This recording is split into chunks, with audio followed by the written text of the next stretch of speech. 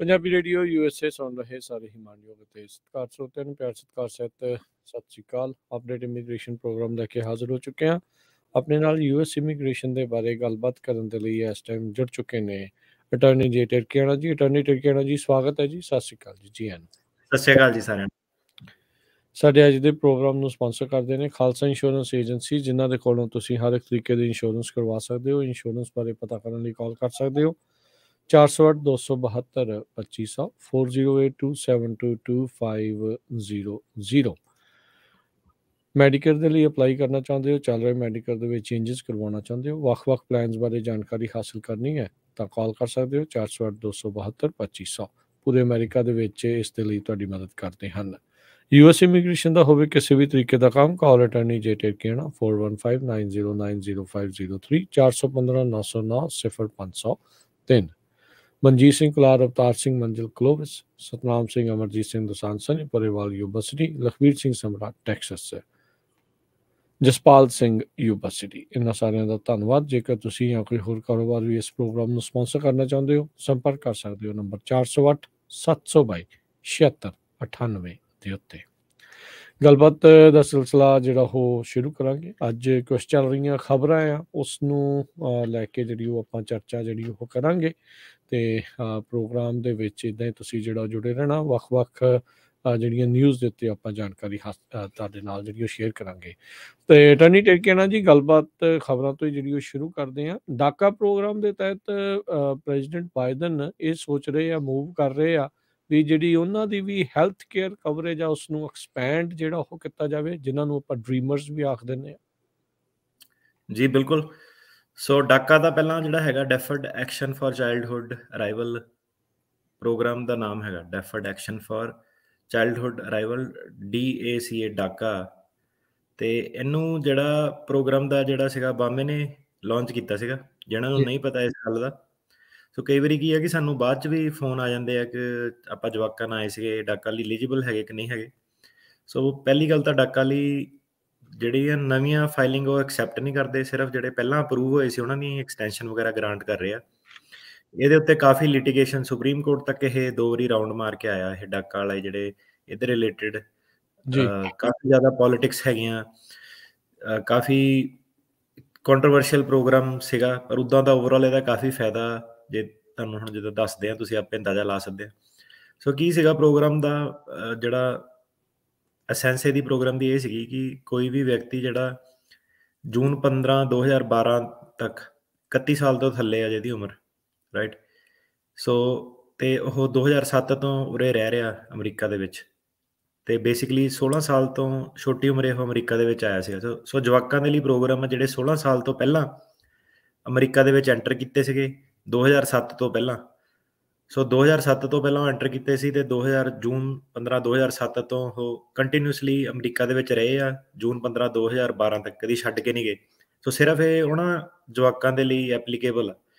ਤੇ ਕਈ ਸਾਡੇ ਕਲਾਇੰਟ ਕਲੂਇੰਟ ਹੈਗੇ ਉਹਨਾਂ ਦੇ ਜਵਾਕ ਜਿੱਦਾਂ ਨਾਲ ਆਏ ਸੀਗੇ ਉਦੋਂ ਪੁਰਾਣੇ, ਤੇ ਉਹਨਾਂ ਨੇ ਆਪਣੀਆਂ ਤਾਂ ਕਈਆਂ ਦੇ ਕੇਸ ਫੇਲ ਹੋ ਗਏ, ਅਪੀਲਾਂ ਪੂਲਾਂ ਚੱਲਦੀਆਂ, ਪਰ ਉਹਨਾਂ ਦੇ ਜਿਹੜੇ ਜਵਾਕ ਸੀਗੇ ਉਹਨਾਂ ਨੇ ਡਾਕਾ ਦੇ ਪ੍ਰੋਗਰਾਮ ਦੇ ਥੱਲੇ ਆਪਣਾ ਵਰਕ ਪਰਮਿਟ ਰਹਿਣ ਦੀ ਤੁਹਾਨੂੰ ਪਰਮਿਸ਼ਨ ਮਿਲ ਜਾਂਦੀ ਸੀਗੀ, ਤੇ ਉਹ ਆਪਣੇ ਕੇਸ ਜਿੱਦਾਂ ਟਰਮੀਨੇਟ ਕਰਾ ਕੇ ਸੈਪਰੇਟ ਰਾਹ ਹੋ ਗਏ ਹਨ। ਤੇ ਕਈਆਂ ਨੂੰ ਟਰੈਵਲ ਡਾਕੂਮੈਂਟ ਵੀ ਮਿਲ ਜਾਂਦਾ ਸੀ, ਉਹ ਟਰੈਵਲ ਕਰਕੇ ਬਾਰਡਰ ਟੱਪ ਕੇ ਵਾਪਸ ਉਹਨਾਂ ਨੇ ਰੀਐਂਟਰੀ ਮਾਰੀ, ਉਹਨਾਂ ਨੂੰ I-94 ਵਗੈਰਾ ਮਿਲੇ ਜਾਂ ਇੰਸਪੈਕਸ਼ਨ ਐਡਮਿਸ਼ਨ ਹੋਈ ਤੇ ਵਿਆਹ ਦੇ ਬੇਸ ਤੇ ਉਹ ਪੱਕੇ ਹੋ ਗਏ। ਸੋ ਕਾਫੀ ਲੋਕਾਂ ਨੂੰ ਸਿੰਪਲੀ ਕਿਉਂਕਿ ਡਾਕਾ ਦਾ ਪ੍ਰੋਗਰਾਮ ਸੀਗਾ ਤੇ ਉਹਨਾਂ ਨੂੰ ਉਹਦੇ ਕਰਕੇ ਕਾਫੀ ਫਾਇਦਾ ਹੋ ਗਿਆ ਕਿ ਟਰੈਵਲ ਕਰ ਸਕਦੇ ਸੀਗੇ, ਤੇ ਉਹਨਾਂ ਨੇ ਆਪਣੀ ਜਿਹੜੀ ਇਲੀਗਲ ਐਂਟਰੀ ਉਹ ਪੱਕੀ ਕਰਾ ਲਈ, ਤੇ ਆਥੋਰਾਈਜੇਸ਼ਨ ਕਈਆਂ ਨੂੰ ਮਿਲ ਗਏ, ਜਿਹੜੇ ਵਿਆਹ ਕਰਾ ਸਕਦੇ ਸੀ ਉਹਦੇ ਥਰੂ ਪੱਕੇ ਹੋ ਗਏ। ਸੋ ਹੁਣ ਇਹ ਜਿਹੜਾ ਪ੍ਰੋਗਰਾਮ ਆ ਕੰਟਰੋਵਰਸ਼ੀਅਲ ਤਾਂ ਕਰਕੇ ਰਿਹਾ ਕਿ ਜਿਹੜੀ ਇਹਨਾਂ ਦੀ ਜਨਸੰਖਿਆ ਸੀਗੀ ਘੱਟੋ ਘੱਟ 1 ਮਿਲੀਅਨ ਉਹ ਕਹਿੰਦੇ ਸੀਗੇ ਕਿ ਜਿਹੜੇ ਇਹ ਪ੍ਰੋਗਰਾਮ ਦੇ ਥੱਲੇ ਕੁਆਲੀਫਾਈ ਕੀਤੇ ਆ। ਆਪਾਂ ਹੁਣ 2007 ਤੋਂ ਪਹਿਲਾਂ ਦੀ ਗੱਲ ਕਰ ਰਹੇ ਹਾਂ, ਉੱਦਾਂ ਦਾ ਜੇ ਦੇਖਿਆ ਜਾਵੇ ਤਾਂ 2007 ਤੋਂ 23 ਦੇ ਵਿੱਚ ਤਾਂ ਹੁਣ ਆਂਕੜਾ ਕਿਤੇ ਜ਼ਿਆਦਾ ਟੱਪ ਗਿਆ, ਕਿਉਂਕਿ ਕਿੰਨੇ ਜ਼ਿਆਦਾ ਪੇਰੈਂਟਸ ਆਪਣੇ ਜਵਾਕਾਂ ਨਾਲ ਬਾਰਡਰ ਟੱਪਦੇ ਆ, ਰਾਈਟ। ਆਪਣੇ ਜੇ ਹੁਣ ਤੁਸੀਂ ਪੰਜਾਬੀਆਂ ਦੀ ਵੀ ਗੱਲ ਕਰੋ, ਕਿੰਨੀਆਂ ਫੈਮਲੀਜ਼ ਜਿਹੜੀਆਂ ਉਹ ਆਉਂਦੀਆਂ ਹੈ ਨਾ। ਤੇ ਪਰ ਇਹ ਆ ਕਿ ਡਾਕਾ ਦਾ ਪ੍ਰੋਗਰਾਮ 2007 ਦੇ ਵਿੱਚ ਤੁਹਾਡਾ ਜਵਾਕ ਉਰੇ ਹੋਣਾ ਚਾਹੀਦਾ ਸੀਗਾ ਅਮਰੀਕਾ ਦੇ ਵਿੱਚ। ਤੇ ਹੁਣ ਇਹਦੀ ਉਹਨਾਂ ਨੇ ਜਦੋਂ ਪ੍ਰੋਗਰਾਮ ਬਣਾਇਆ ਸੀਗਾ ਓਬਾਮਾ, ਉਦੋਂ ਡੈਮੋਕ੍ਰੇਟਸ ਜਿਹੜੇ ਸੀਗੇ ਮੈਜੋਰਿਟੀ ਦੇ ਵਿੱਚ ਸੀਗੇ, ਤੇ ਕਾਫੀ ਜ਼ਿਆਦਾ ਉਦੋਂ ਆਪਸ਼ਨ ਸੀਗੀ ਡੈਮੋਕ੍ਰੈਟਸ ਦੇ ਕੋਲ ਕਿ ਉਹ ਇੱਕ comprehensive immigration reform bill pass ਕਰ ਸਕਦੇ ਸੀਗੇ, ਜਿਹਦੇ ਕਰਕੇ ਕਿ ਜਿੱਦਾਂ ਐਮਨੈਸਟੀ ਕਹਿੰਦੇ ਆ, ਪ੍ਰੈਜ਼ੀਡੈਂਟ ਰੀਗਨ ਨੇ ਐਮਨੈਸਟੀ ਦਿੱਤੀ ਸੀਗੀ, ਇੱਦਾਂ ਹੀ ਉਹ ਕਹਿੰਦੇ ਸੀਗੇ ਕਿ ਹੁਣ ਤੁਸੀਂ ਮੈਜੋਰਟੀ ਦੇ ਵਿੱਚ ਆ ਗਏ ਆ, ਤੁਸੀਂ ਕਿਉਂ ਨਹੀਂ ਕਰਦੇ ਆ। ਤੇ ਓਬਾਮਾ ਨੇ ਜਿਹੜਾ ਸੀਗਾ ਉਸ ਲੈਵਲ ਤੇ ਤਾਂ ਨਹੀਂ ਗਿਆ, ਉਦੋਂ ਉਹਨਾਂ ਨੇ ਰੌਲਾ ਪਾਤਾ ਕਿ ਆਪਾਂ, ਡੈਮੋਕ੍ਰੈਟਸ ਨੇ ਰੌਲਾ ਪਾਤਾ ਕਿ ਆਪਾਂ ਰਿਪਬਲਿਕਨਸ ਨੂੰ ਨਾਲ ਲੈ ਕੇ ਹੀ ਆਪਾਂ ਜਿਹੜਾ ਕੰਪਰੀਹੈਂਸਿਵ ਬਿੱਲ ਜਿਹੜਾ ਉਹ ਪਾਸ ਕਰਨਾ, ਤੇ ਉਹ ਤੋਂ ਬਿਨਾਂ ਆਪਾਂ ਜਿਹੜਾ ਇਕੱਲੇ ਨਹੀਂ ਆਪਾਂ ਕੰਪਰੀਹੈਂਸਿਵ ਬਿੱਲ ਪਾਸ ਕਰਨਾ। ਪਰ ਉਹਨਾਂ ਕੋਲ ਪੂਰੀ ਕਹਿ ਲਓ ਕਿ ਪਾਵਰ ਸੀਗੀ ਇੱਕ ਵੇਲੇ ਕਿ ਹਾਊਸ ਤੇ ਸੈਨੇਟ ਉਹ ਦੋਨੇ ਕੰਟਰੋਲ ਕਰਦੇ ਸੀਗੇ, ਪਾਸ ਕਰ ਸਕਦੇ ਸੀਗੇ, ਕੀਤਾ ਨਹੀਂ।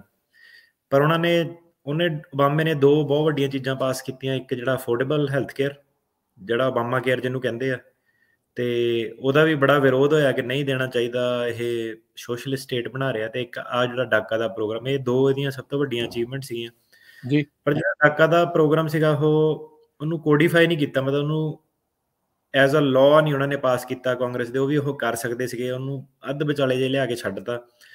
ਉਹਦੇ ਵਿੱਚ ਇਹਨਾਂ ਦੀ ਡਿਸਕਸ਼ਨ ਸੀਗੀ ਕਿ ਕਿਸੇ ਮੌਕੇ ਤੇ ਜਦੋਂ ਪਾਰਟੀਆਂ ਅਗਰੀ ਕਰੂਗੀਆਂ, ਇਹਨਾਂ ਨੂੰ ਆਪਾਂ ਸਿਟੀਜ਼ਨਸ਼ਿਪ ਦਾ ਪਾਥਵੇ ਦੇਵਾਂਗੇ, ਇਦਾਂ ਦੇ ਰਾਈਟਸ ਦੇਵਾਂਗੇ।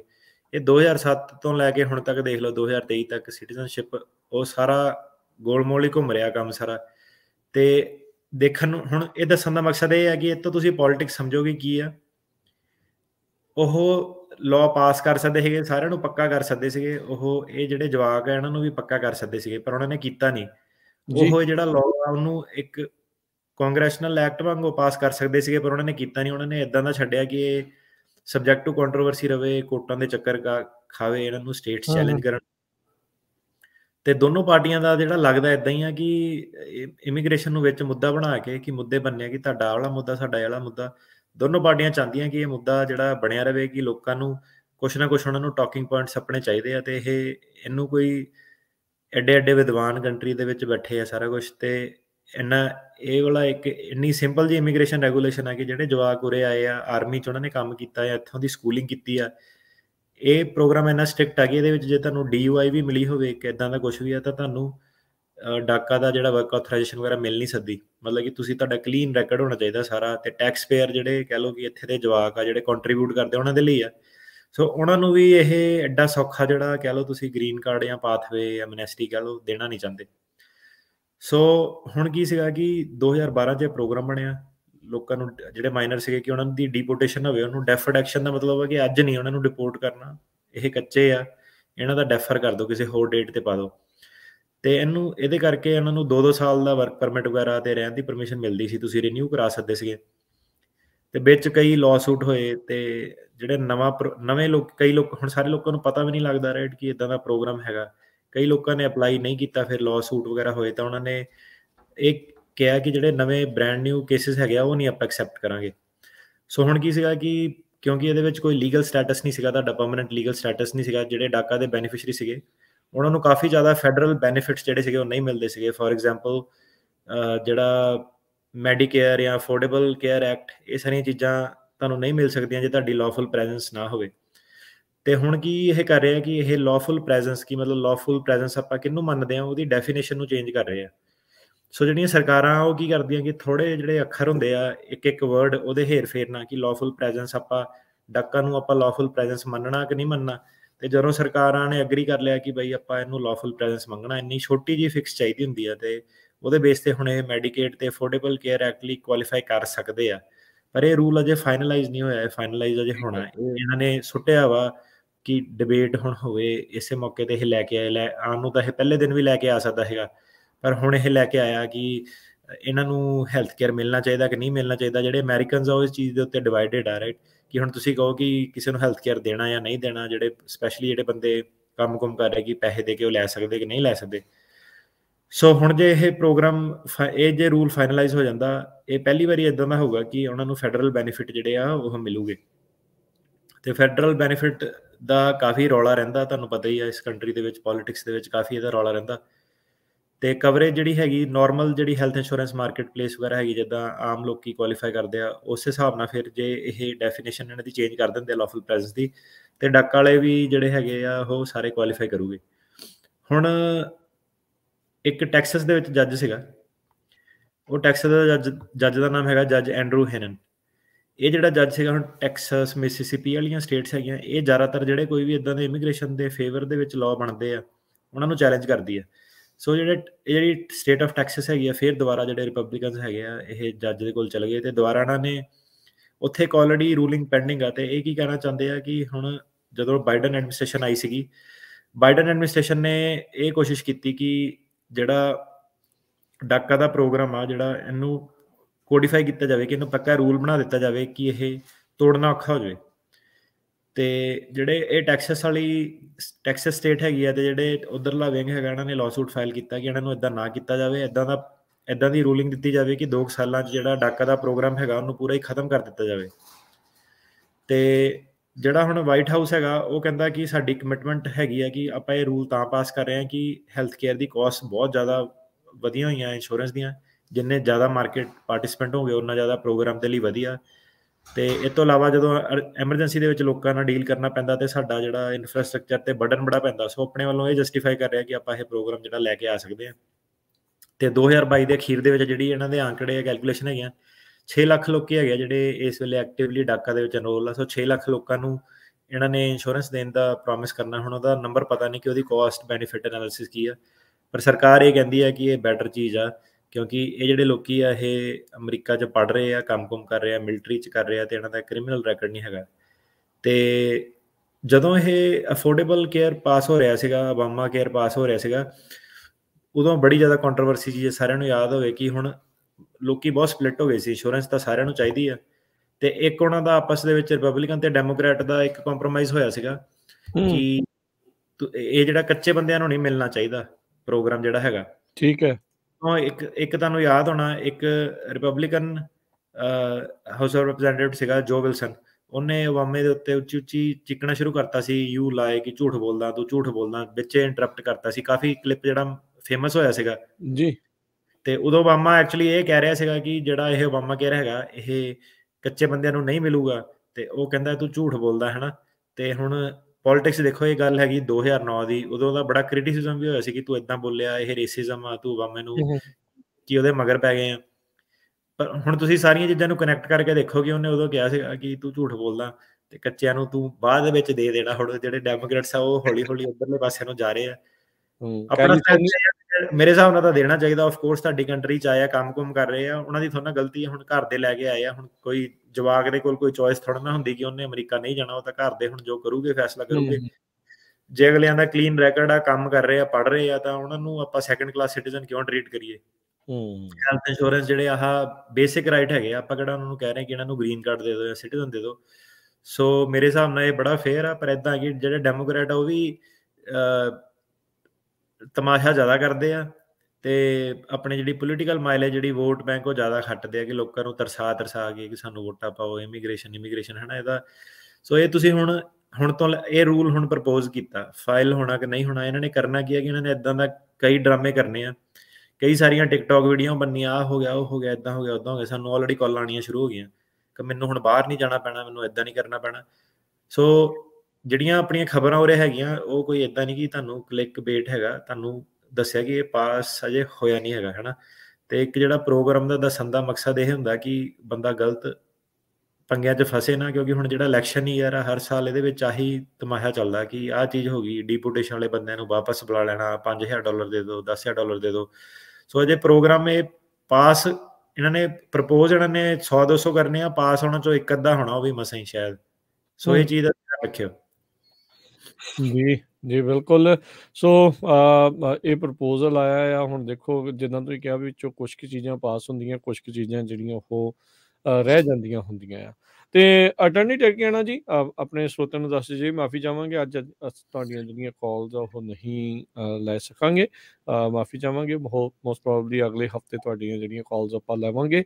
ਤੇ ਅਟਰਨੀ ਟੈਕੀਆਣਾ ਜੀ, ਜਿਹੜਾ ਮਈ ਦੇ ਵਿੱਚ ਇੱਕ ਹੋਰ ਜਿਹੜਾ ਰੂਲ ਪ੍ਰਪੋਜ਼ ਹੋਇਆ ਸੀ, ਜਿਹੜਾ 3rd ਕੰਟਰੀ ਵਾਲਾ, ਉਹਦੀ ਇੱਕ ਵਾਰੀ ਫਿਰ ਅਪਡੇਟ ਜਾਂ ਉਸ ਦੇ ਬਾਰੇ ਜਿਹੜਾ ਉਹ ਦੱਸ ਦਿਓ, ਕਿਉਂਕਿ ਬਹੁਤ ਸਾਰੇ ਸਵਾਲ, ਬਹੁਤ ਸਾਰੇ ਜਿਹੜੇ ਕਾਲਸ ਆ ਮਈ ਮਹੀਨੇ ਨੂੰ ਲੈ ਕੇ ਜਿਹੜੇ ਉਹ ਆ ਰਹੇ ਆ ਵੀ ਇਹ ਜਿਹੜਾ ਪ੍ਰਪੋਜ਼ਡ ਰੂਲ ਆ ਇਹ ਮਈ ਦੇ ਵਿੱਚ ਇਫੈਕਟ ਦੇ ਵਿੱਚ ਹੋਣ ਜਾ ਰਿਹਾ ਵੀ ਜਿਹੜਾ ਵੀ ਕੈਨੇਡਾ ਜਾਂ ਮੈਕਸੀਕੋ ਦੇ ਥਰੂ ਅਮਰੀਕਾ ਦੇ ਵਿੱਚ ਦਾਖਲ ਹੋਣ ਦੀ ਕੋਸ਼ਿਸ਼ ਕਰ ਰਿਹਾ, ਤੇ ਜੇ ਉਹ ਹੋਰ ਕਿਸੇ ਤੀਸਰੇ ਮੁਲਕ ਤੋਂ ਆ ਰਿਹਾ ਵੀ ਉਹਨੂੰ ਟੈਕਨੀਕੈਲਿਟੀ ਦੇ ਉੱਤੇ ਵੀ ਸਿੱਧਾ ਅਸਾਈਲਮ ਨੂੰ ਸਿੱਧੀ ਨਾ ਹੈ। ਸੋ ਇਹਦੇ ਵਿੱਚ ਕਨਫਿਊਜ਼ਨ ਕੋਈ ਨਾ ਹੋਵੇ। ਜਿਹੜਾ ਕੈਨੇਡਾ ਵਾਲਾ ਜਿਹੜਾ ਰੂਲ ਹੈਗਾ ਉਹ ਆਲਰੇਡੀ ਇਨ ਇਫੈਕਟ ਹੈਗਾ। ਉਹ ਆਲਰੇਡੀ ਉਹਨਾਂ ਦਾ ਹੱਥ ਆਲਰੇਡੀ ਮਿਲ ਚੁੱਕੇ ਆ। ਉਹ ਮਾਰਚ ਜੋ ਵੀ ਉਹਨਾਂ ਨੇ ਕੱਟ ਆਊਟ ਡੇਟ ਰੱਖੀ ਸੀਗੀ ਠੀਕ ਹੈ 21-22 ਹੁਣ ਉਹ ਆਪਾਂ ਅਨਾਉਂਸ ਵੀ ਕੀਤਾ ਸੀਗਾ। ਉਹ ਜਿਹੜਾ ਕੈਨੇਡਾ ਵਾਲਾ ਜਿਹੜੇ ਬੰਦੇ ਆ ਰਹੇ ਆ, ਜੇ ਉਸ ਤੋਂ ਬਾਅਦ ਮਾਰਚ ਤੋਂ ਬਾਅਦ ਉਹ ਬਿਨਾਂ ਅਸਾਈਲਮ ਕੀਤੇ ਉਰੇ ਆਏ ਆ ਤਾਂ ਉਹਨਾਂ ਦਾ ਇੱਥੇ ਅਸਾਈਲਮ ਐਪਲੀਕੇਸ਼ਨ ਨੇ ਰੱਦ ਕਰ ਦੇਣੀ ਹੈ। ਠੀਕ ਹੈ ਉਹਦਾ ਹੋਣਾ ਕੀ ਹੈ ਕਿ ਕਾਫੀ ਸਾਲਾਂ ਬਾਅਦ ਤੁਸੀਂ ਆਪਣਾ ਕੇਸ ਕੂਸ ਪ੍ਰੈਜ਼ੈਂਟ ਕਰਨਾ, ਉਹਨਾਂ ਨੇ ਸਿੰਪਲੀ ਕਹਿਣਾ ਕਿ ਤੂੰ ਟੈਕਨੀਕਲਿਟੀ 'ਚ ਫਾਲ ਕਰਦਾ, ਤੈਨੂੰ ਅਸਾਈਲਮ ਨਹੀਂ ਇੱਥੇ ਮਿਲ ਸਕਦਾ, ਹੈ ਨਾ। ਸੋ ਕੈਨੇਡਾ ਵਾਲਿਆਂ ਨੂੰ ਅਸਾਈਲਮ ਜਿਹੜਾ ਆਲਰੇਡੀ ਫਾਈਲ ਕਰਨਾ ਜ਼ਰੂਰੀ ਆ, ਭਾਵੇਂ 2 ਨੰਬਰ 'ਚ ਆ ਭਾਵੇਂ ਵੀਜ਼ੇ ਤੇ ਆ। ਸੋ ਇਹ ਗੱਲਾਂ ਤੁਹਾਨੂੰ ਦੱਸਣੀਆਂ ਵੀ ਨਹੀਂ ਕਿਸੇ ਨੇ, ਕਿਉਂਕਿ ਉਰੇ ਹੁੰਦਾ ਹੁਣ ਆਪਣੇ ਕਈ ਵਾਰੀ ਬੰਦਿਆਂ ਨੂੰ ਕਹੀਦਾ ਕਿ ਯਾਰ ਇੱਦਾਂ ਵਾ, ਬੰਦਾ ਫਿਰ ਵੀ ਸਲਾਹ ਲੈਂਦਾ, ਪੈਸੇ ਦੇ ਕੇ ਸਾਡੇ ਕੋਲ ਸਲਾਹ ਲੈਂਦਾ, ਪਰ ਫਿਰ ਵੀ ਉਹ ਬਾਰਡਰ ਟੱਪ ਜਾਂਦਾ ਕਿ ਉਹ ਕਹਿੰਦਾ ਨਹੀਂ ਯਾਰ ਮੈਨੂੰ ਸਲਾਹ ਪਸੰਦ ਨਹੀਂ ਆਈ ਤੁਹਾਡੀ, ਹੈ ਨਾ। ਤੇ ਦੂਜਾ ਵਕੀਲ ਕਹਿੰਦਾ ਕਿ ਨਹੀਂ ਤੁਸੀਂ ਅਸਾਈਲਮ ਫਾਈਲ ਕਰ ਸਕਦੇ ਆ। ਤਾਂ ਵਕੀਲ ਕਿਹੜਾ ਤੁਹਾਨੂੰ ਕਹੂਗਾ ਕਿ ਨਾ ਫਾਈਲ ਕਰ, ਨਾ ਸਾਨੂੰ ਪੈਸੇ ਦੇ, ਨਾ ਉਹ ਕਰ। ਸੋ ਇਦਾਂ ਕਿ ਜਿਹੜਾ ਰੂਲ ਆ ਉਹ ਕਿਸੇ ਲਈ ਚੇਂਜ ਨਹੀਂ ਹੋਣਾ ਕਿ ਤੁਹਾਨੂੰ ਸਲਾਹ ਪਸੰਦ ਆਵੇ ਨਾ ਪਸੰਦ ਆਵੇ। ਕੈਨੇਡਾ ਦੇ ਵਿੱਚ ਅਸਾਈਲਮ ਫਾਈਲ ਕਰਨਾ ਜ਼ਰੂਰੀ ਆ, ਇਹ ਗੱਲ ਮੰਨ ਲਓ। ਤੇ ਨਹੀਂ ਤਾਂ ਇਦਾਂ ਕਿ ਪਹਿਲਾਂ ਬੰਦਾ ਡੈਸਪੀਰੇਟ ਹੁੰਦਾ, ਸਟੂਡੈਂਟ ਜਾਂ ਜੋ ਵੀ ਹੈ, ਇੱਕ ਵਾਰੀ ਤੁਸੀਂ ਇੱਥੇ ਆਉਂਦੇ ਤੁਹਾਡਾ ਕਾਰੋਬਾਰ ਸਾਰਾ ਸੈੱਟ ਹੋ ਜਾਂਦਾ। ਜਦੋਂ ਲੋਕੀ ਐਂਡ 'ਚ ਆਪਸ਼ਨ ਹੀ ਸਾਨੂੰ ਸਭ ਤੋਂ ਜ਼ਿਆਦਾ ਇਹੀ ਹੈ ਕਿ ਯਾਰ ਮੈਂ ਭਾਜੀ ਬੜੀ ਮਿਹਨਤ ਕੀਤੀ, ਹੁਣ ਮੇਰੇ ਇੰਨੇ ਟਰੱਕ ਹੋ ਗਏ, ਹੁਣ ਮੇਰਾ ਕੰਮ ਹੋ ਗਿਆ, ਹੁਣ ਮੇਰਾ ਇੱਥੋਂ ਬਣ ਰਹੀ ਹੈ, ਮੈਨੂੰ ਵਾਪਸ ਜਾਣਾ ਪੈ ਰਿਹਾ। ਉਹ ਬੰਦਾ ਹੁਣ ਛਡਾ ਕੇ ਜਾਣਾ ਵੀ ਬੜਾ ਔਖਾ ਕੰਮ ਆ। ਸੋ ਇਦਾਂ ਕਿ ਪਹਿਲਾਂ ਜੇ ਤੁਹਾਡੇ ਕੈਨੇਡਾ ਦੇ ਵਿੱਚ ਪੈਰ ਜਿਹੜੇ ਬੰਦਿਆਂ ਦੇ ਲੱਗਦੇ ਆ, ਉੱਥੇ ਲੀਗਲੀ ਆਪਣੇ ਪੈਰ ਲਾਓ, 4-5 ਸਾਲ 6 ਸਾਲ ਜੋ ਵੀ ਤੁਹਾਡੀ ਸਿਟੀਜ਼ਨਸ਼ਿਪ ਜੇ ਹੈਗੀ ਆ, ਉਹਨੂੰ ਕਰਕੇ ਪੱਕੇ ਤਰੀਕੇ ਨਾਲ ਆਓ ਇੱਥੇ, ਤੇ ਸੌਖਾ ਕੰਮ ਆ। ਤੇ ਉਰੇ ਇਦਾਂ ਕਿ ਜੇ ਨਹੀਂ ਬੰਦੇ ਦਾ ਕੇਸ ਪਾਸ ਹੁੰਦਾ, ਲਟਕ ਜਾਂਦਾ ਕਈ ਵਾਰੀ ਬੰਦਾ ਉਰੇ ਵੀ। ਸੋ ਮੈਕਸੀਕੋ ਵਾਲਿਆਂ ਨੂੰ ਤੁਸੀਂ ਦੱਸਿਆ ਸੀਗਾ ਉਹ ਮਈ ਦੇ ਵਿੱਚ ਉਹਨਾਂ ਨੇ ਕਰਨਾ, ਦੇਖਦੇ ਆ ਐਗਜ਼ੈਕਟ ਡੇਟ ਉਹਨਾਂ ਦੀ ਕੀ ਆ। ਮਈ 11 ਨੂੰ ਉਹਨਾਂ ਨੇ ਜਿਹੜਾ ਟਾਈਟਲ 42 ਸੀਗਾ ਉਹ ਖਤਮ ਹੋ ਜਾਣਾ, ਕਰੋਨਾ ਦੀ ਅਫੀਸ਼ੀਅਲੀ ਜਿਹੜਾ ਕਹਿ ਲਓ ਓਵਰ ਹੋ ਜਾਣਾ ਕਾਈਂਡ ਆਫ। ਤੇ ਕਿਉਂਕਿ ਉਹਨਾਂ ਨੇ ਹੁਣ ਬਾਰਡਰ ਖੁੱਲ ਜਾਣੇ ਆ ਸਾਰੇ, ਤੇ ਉਹਨਾਂ ਨੂੰ ਉਸ ਚੀਜ਼ ਕਰਕੇ ਉਹ ਵਾਪਸ ਨਹੀਂ ਹੁਣ ਭੇਜ ਸਕਦੇ। ਸੋ ਰਸ਼ ਵੱਧ ਜਾਣਾ, ਤੇ ਉਹਨੂੰ ਹੁਣ ਸਰਕਾਰ ਕਹਿੰਦੀ ਕਿ ਘਟਾਇਆ ਕਿੱਦਾਂ ਜਾਵੇ। ਤੇ ਇੱਕੋ ਹੀ ਹੱਲ ਆ ਕਿ ਥਰਡ ਕੰਟਰੀ ਵਾਲਾ ਰੂਲ ਲਾਓ। ਸੋ ਮੈਕਸੀਕੋ ਵਾਲੇ ਪਾਸੇ ਉਹਨਾਂ ਨੇ ਇਹ ਲਾਉਣਾ ਆ ਜੇ ਕਿ ਲਾ ਦਿੱਤਾ ਆ, ਜਾਂ ਟਾਈਟਲ 42 ਦੇ ਖਤਮ ਹੋਣ ਦੇ ਇੰਤਜ਼ਾਰ ਦੇ ਵਿੱਚ ਨੇ? ਮੈਨੂੰ ਐਗਜ਼ੈਕਟ ਸਟਾਰਟਿੰਗ ਡੇਟ ਨਹੀਂ ਪਤਾ, ਪਰ ਆਪਾਂ ਅਗਲੇ ਸ਼ੋਅ 'ਚੋਂ ਕਵਰ ਕਰ ਲਾਂਗੇ ਕਿ ਐਗਜ਼ੈਕਟ ਡੇਟ ਕੀ ਕਹਿੰਦੇ ਆ। ਬੇਸਿਕਲੀ ਜਿੱਦਾਂ ਤੁਸੀਂ ਕਹਿੰਦੇ ਵੀ ਅਜੇ ਇਦਾਂ ਲੱਗਦਾ ਵੀ ਬਾਰਡਰ ਬੰਦ ਆ ਤੇ 11 ਤਰੀਕ ਨੂੰ ਖੁੱਲ ਜਾਣਾ ਆ, ਤੇ ਜੇ ਇਹ ਬੰਦ ਆ ਤੇ ਖੁੱਲੇ ਦੇ ਉੱਤੇ ਕੀ ਹਾਲ ਹੋਊਗਾ? ਹੁਣ ਕਹਿੰਦੇ ਵੀ 40,000 ਬੰਦਾ ਕਹਿੰਦੇ ਉੱਥੇ ਇਕੱਠਾ ਹੋਇਆ ਪਿਆ ਆ, ਵੀ ਉਹ ਵੇਟ ਕਰ ਰਹੇ ਆ ਵੀ ਤਰੀਕ ਆਵੇ ਤੇ ਫਿਰ ਆਪਾਂ ਨਾਲ ਦੇ ਨਾਲ ਜਿਹੜਾ ਅਮਰੀਕਾ ਦੇ ਵਿੱਚ ਦਾਖਲ ਹੋਈਏ। ਸੋ ਬਾਰਡਰ ਦੀ ਸਿਚੁਏਸ਼ਨ ਕਾਫੀ ਟੈਂਸ ਹੋਣ ਵਾਲੀ ਆ, ਮੈਨੂੰ ਲੱਗਦਾ ਅਗਲੇ ਕੁਝ ਬਾਰਡਰ ਬੰਦ ਤੇ ਖੁੱਲੇ ਦਾ ਮੈਂ ਮਤਲਬ ਦੱਸਦਾ ਕੀ ਹੈਗਾ। ਜਿਹੜੇ ਬੰਦੇ ਨੇ ਤਾਂ 2 ਨੰਬਰ 'ਚ ਟੱਪਣਾ ਉਹਦੇ ਲਈ ਤਾਂ ਉਹ ਸਾਰਾ ਟਾਈਮ ਹੀ ਖੁੱਲ੍ਹਾ, ਮਤਲਬ ਉਹਦਾ ਮਤਲਬ ਆਪਾਂ ਬੰਦ ਖੁੱਲੇ ਦੀ ਗੱਲ ਕਰ ਰਹੇ, ਜਿਹੜਾ ਚੈੱਕ ਪੁਆਇੰਟਾਂ ਦੇ ਵਿੱਚੋਂ ਦੀ ਆਣਾ ਉਹਦੀ ਸਰਕਾਰ ਜ਼ਿੰਮੇਵਾਰ ਵਾਲੀ। ਕੱਚੇ ਵਾਲੇ ਨੂੰ ਤਾਂ ਸਰਕਾਰ ਨੇ ਆਪ ਹੱਥ ਖੜੇ, ਕੋਈ ਕਹਿੰਦਾ ਕੰਧ ਬਣਾ ਦਿਓ, ਕੋਈ ਕਹਿੰਦਾ। ਸਹੀ ਗੱਲ ਹੈ। ਆਪਾਂ ਪੱਕੇ ਬਾਰਡਰ ਦੀ ਗੱਲ ਕਰ ਰਹੇ ਕਿ ਉੱਥੇ ਹੁਣ ਜਦੋਂ ਬਾਰਡਰ ਖੁੱਲ ਜਾਂਦਾ ਉਹਦਾ ਮਤਲਬ ਕੀ ਹੈਗਾ ਕਿ ਮੈਂ ਆ ਗਿਆ, ਮੈਨੂੰ ਅਸਾਈਲਮ ਚਾਹੀਦਾ, ਮੇਰੀ ਆਹ ਇੰਟਰਵਿਊ, ਉਹਨਾਂ ਨੂੰ ਇੰਟਰਵਿਊ ਲੈਣੀ ਪੈਣੀ ਆ। ਹੁਣ ਉਹ ਕੀ ਕਹਿੰਦੇ ਸੀਗੇ ਕਿ ਨਹੀਂ ਤੁਹਾਡੀ ਇੰਟਰਵਿਊ ਨਹੀਂ ਲੈ ਸਕਦੇ, ਸਾਡੇ ਪੈਂਡੇਮਿਕ ਚੱਲਣ ਦੇ ਆ, ਤੁਹਾਨੂੰ ਆਹ ਟਾਈਟਲ 42 ਥੱਲੇ ਤੈਨੂੰ ਆਪਾਂ ਬਾਹਰ ਹੀ ਰੋਕ ਕੇ ਰੱਖਣਾ ਵਾ। ਠੀਕ ਹੈ। ਮਤਲਬ ਕਹਿੰਦਾ ਇਦਾਂ ਕਿ ਜਿਹੜੇ ਹੁਣ ਸੁਣਦੇ ਵੀ ਆ, ਮੈਨੂੰ ਹੁਣ ਪਤਾ ਕੀ ਹਿਸਾਬ ਕਿਤਾਬ ਨਾਲ ਲੋਕੀ ਆਉਂਦੇ ਆ ਕਿੱਦਾਂ ਵਾ। ਮਤਲਬ ਕਿ ਕੱਚੇ, ਜਿਹੜਾ ਬੰਦਾ ਕੱਚਾ ਹੋ ਕੇ ਬਾਰਡਰ ਜਿਹੜਾ ਟੱਪਿਆ ਉਹਨੂੰ ਵੀ ਉਹਨਾਂ ਨੇ ਚੌਂਕੀ 'ਚ ਲੈ ਕੇ ਜਾਣਾ ਵਾ। ਤੇ ਜਦੋਂ ਆਹ ਟਾਈਟਲ 42 ਹਟ ਗਿਆ ਤੇ ਬੰਦਾ ਜਿਹੜਾ ਪੋਰਟ ਆਫ ਐਂਟਰੀ ਦੇ ਵਿੱਚੋਂ ਦੀ ਜਾਂਦਾ ਉਹਨੂੰ ਵੀ ਇਹਨਾਂ ਨੇ ਚੌਂਕੀ ਦੇ ਵਿੱਚ ਲੈ ਕੇ ਜਾਣਾ ਵਾ। ਤੇ ਫਰਕ ਬਸ ਕਈ ਵਾਰੀ ਇੰਨਾ ਹੁੰਦਾ ਕਿ ਜਿਹੜੇ ਬਾਰਡਰ ਰਾਹੀਂ ਆਉਂਦੇ ਸੀ ਉਹਨਾਂ ਨੂੰ ਕਈ ਟਾਈਮਾਂ ਦੇ ਵਿੱਚ ਜੇ ਉਹਨਾਂ ਦੀ ਕਿਸਮਤ ਚੰਗੀ ਹੋਵੇ ਤਾਂ ਉਹਨਾਂ ਨੂੰ I-94 ਦੇ ਦਿੱਤਾ ਜਾਂਦਾ ਹੈਗਾ। ਤੇ ਦੂਜਾ ਫਿਰ ਜਿਹੜੇ 2 ਨੰਬਰ 'ਚ ਟੱਪਦੇ ਆ ਬਾਰਡਰ, ਉਹਦੇ ਆਪਣੇ ਰਿਸਕ ਵਗੈਰਾ ਵੀ ਅਲੱਗ ਆ, ਰਾਈਟ, ਕਿ ਉੱਥੇ ਡੈਜ਼ਰਟ ਕਈ ਵਾਰੀ ਸੁਣੀਆਂ ਆਪਾਂ ਖਬਰਾਂ ਜਵਾਕ ਮਰੇ ਵੀ ਆ ਦਰਿਆ ਟੱਪਦੇ ਹਨਾ। ਸੋ ਇਦਾਂ ਕਿ ਜ਼ਿਆਦਾਤਰ ਜਿੱਦਾਂ ਹੁਣ ਮੈਕਸੀਕੋ ਦੇ ਜਿਹੜੇ ਹੈਗੇ ਆ ਲੋਕੀ ਜਿੱਥੋਂ ਵੀ ਆਉਂਦੇ ਆ ਮੈਕਸੀਕੋ ਦੇ ਸਿਟੀਜ਼ਨ, ਉਹ ਸਿੱਧੇ ਆਪਣੇ ਜਿੱਦਾਂ ਚੌਂਕੀ ਤੇ ਆ ਕੇ ਸਰੈਂਡਰ ਕਰਦੇ ਹੁੰਦੇ ਸੀਗੇ ਕਿ ਆਹ ਸਾਡੀ ਸਿਚੁਏਸ਼ਨ ਆ। ਤੁਹਾਡੇ ਕ੍ਰੈਡੀਬਲ ਫੀਅਰ ਇੰਟਰਵਿਊ ਬਿਆਨ ਜਿਹੜੇ ਸੀਗੇ ਉਹ ਹੋਣੇ ਸੀਗੇ। ਜਿਹੜਾ ਬਾਈਡਨ ਤੇ ਟਰੰਪ ਹੋਣਾ ਦੇ ਵਿੱਚ ਫਰਕ ਸਿਰਫ ਇੰਨਾ ਸੀਗਾ ਕਿ ਜਿਹੜੇ ਉਹ ਸੀਗੇ ਉਹ ਕਹਿੰਦੇ ਸਾਰਿਆਂ ਦੇ ਡਿਨਾਈ ਕਰੋ, ਵਾਪਸ ਭੇਜੋ ਉਹਨਾਂ ਨੂੰ। ਤੇ ਜਿਹੜੀ ਬਾਈਡਨ ਸਰਕਾਰ ਸੀ ਉਹ ਕਹਿੰਦੇ ਆਪਾਂ ਬਿਜ਼ੀ ਬੜੇ, ਸਾਡੇ ਕੋਲ ਤੁਹਾਡੀ ਗੱਲ ਸੁਣਨ ਦਾ ਟਾਈਮ ਨਹੀਂ ਹੈਗਾ, ਤੇ ਤੁਸੀਂ ਆ ਕੇ ਜੱਜ ਮੋਰੇ ਆਪਣਾ ਪੇਸ਼ ਕਰਿਓ, ਹਨਾ। ਤੇ ਵਿੱਚੋਂ ਦੀ ਐਸੀ ਗੱਲ ਨਹੀਂ ਹੈ, ਵਿੱਚੋਂ ਦੀ ਇਹਦੇ ਵਿੱਚ ਵੀ ਕੇਸ ਆਏ ਆ ਜਿਹਦੇ ਵਿੱਚ ਕਿ ਲੋਕਾਂ ਨੂੰ ਵਾਪਸ ਭੇਜਿਆ ਗਿਆ ਵਾ। ਤੇ ਜਿਹੜੇ ਲੁਈਜ਼ੀਆਨਾ, ਜਾਰਜੀਆ, ਇਹ ਕਈ ਜਿੱਦਾਂ ਹੁਣ ਕੋਰਟ ਆ, ਜੱਜ ਬਹੁਤ ਸਖਤ ਹੈ ਇੱਥੇ। ਜਿੱਦਾਂ ਹੁਣ ਬੰਦੇ ਦੀ ਕਿਸਮਤ ਹੀ ਆ, ਜੇ ਫਸ ਗਿਆ ਇਹਨਾਂ ਦੇ ਗਲਤ ਚੱਕਰਾਂ ਦੇ, ਗਲਤ ਜੱਜ ਜੁੱਜ ਮੂਹਰੇ ਚਲਾ ਗਿਆ, ਨਹੀਂ ਆਪਣੇ ਸਾਨੂੰ ਫਾਈਲਾਂ ਰਿਵਿਊ ਕਰਾਉਂਦੇ ਆ, ਪੂਰੇ ਸਹੀ ਵੀ ਕਈਆਂ ਨੇ ਬਿਆਨ ਦਿੱਤੇ ਆ ਕਿ ਆਹ ਏਦਾਂ ਚੀਜ਼ ਹੋਈ ਆ, ਤੇ ਜੱਜ ਨੇ ਨਹੀਂ ਕੱਢਿਆ ਉਹਨਾਂ ਨੂੰ। ਉਹ ਕਹਿੰਦਾ ਨਹੀਂ, ਮੈਂ ਸਹਿਮਤ ਨਹੀਂ ਹੈਗਾ ਤੁਹਾਡੇ ਨਾਲ।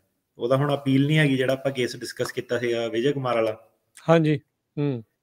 ਤੇ ਕਈਆਂ ਦੀ ਕਿਸਮਤ ਚੰਗੀ ਰਹੀ ਇਸ ਗੱਲੋਂ ਕਿ ਜਿੱਦਾਂ ਉਹ ਆਈਸ ਦੇ, ਜਿੱਦਾਂ ਦੱਸਿਆ ਕਿ ਵੈਬਸਾਈਟ ਤੇ ਲੀਕ ਹੋ ਗਿਆ ਸੀ, ਉਹਨਾਂ ਨੂੰ ਛੱਡਣਾ ਪਿਆ। ਇਹਨਾਂ ਨੂੰ ਕਾਫੀ ਲੋਕਾਂ ਨੂੰ ਜਿਹੜੇ ਇੰਡੀਆ ਭੇਜੇ ਸੀ ਉਹਨਾਂ ਨੂੰ ਵਾਪਸ ਬੁਲਾਉਣਾ ਪਿਆ।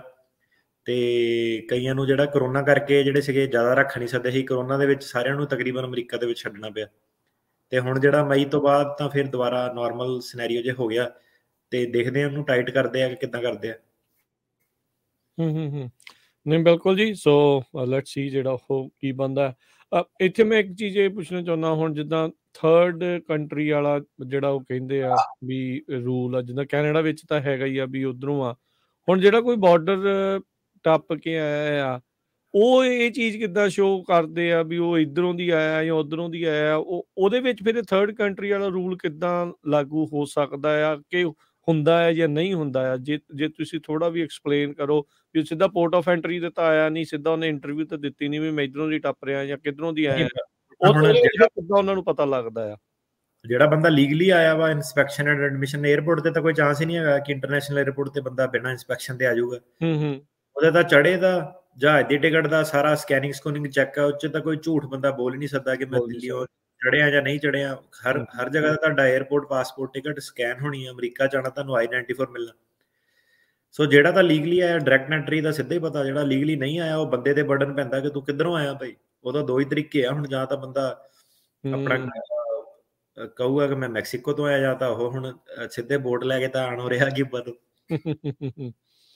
ਨਹੀਂ ਚਲੋ ਠੀਕ ਹੈ। ਸੋ ਲੈ ਕੇ ਵੀ ਆਇਆ ਤਾਂ ਫਿਰ ਕਿਊਬਾ 'ਚ ਕੋਈ ਨਹੀਂ ਸਾਲੋਂ ਫਾਈਲ ਕੀਤਾ, ਰਾਈਟ।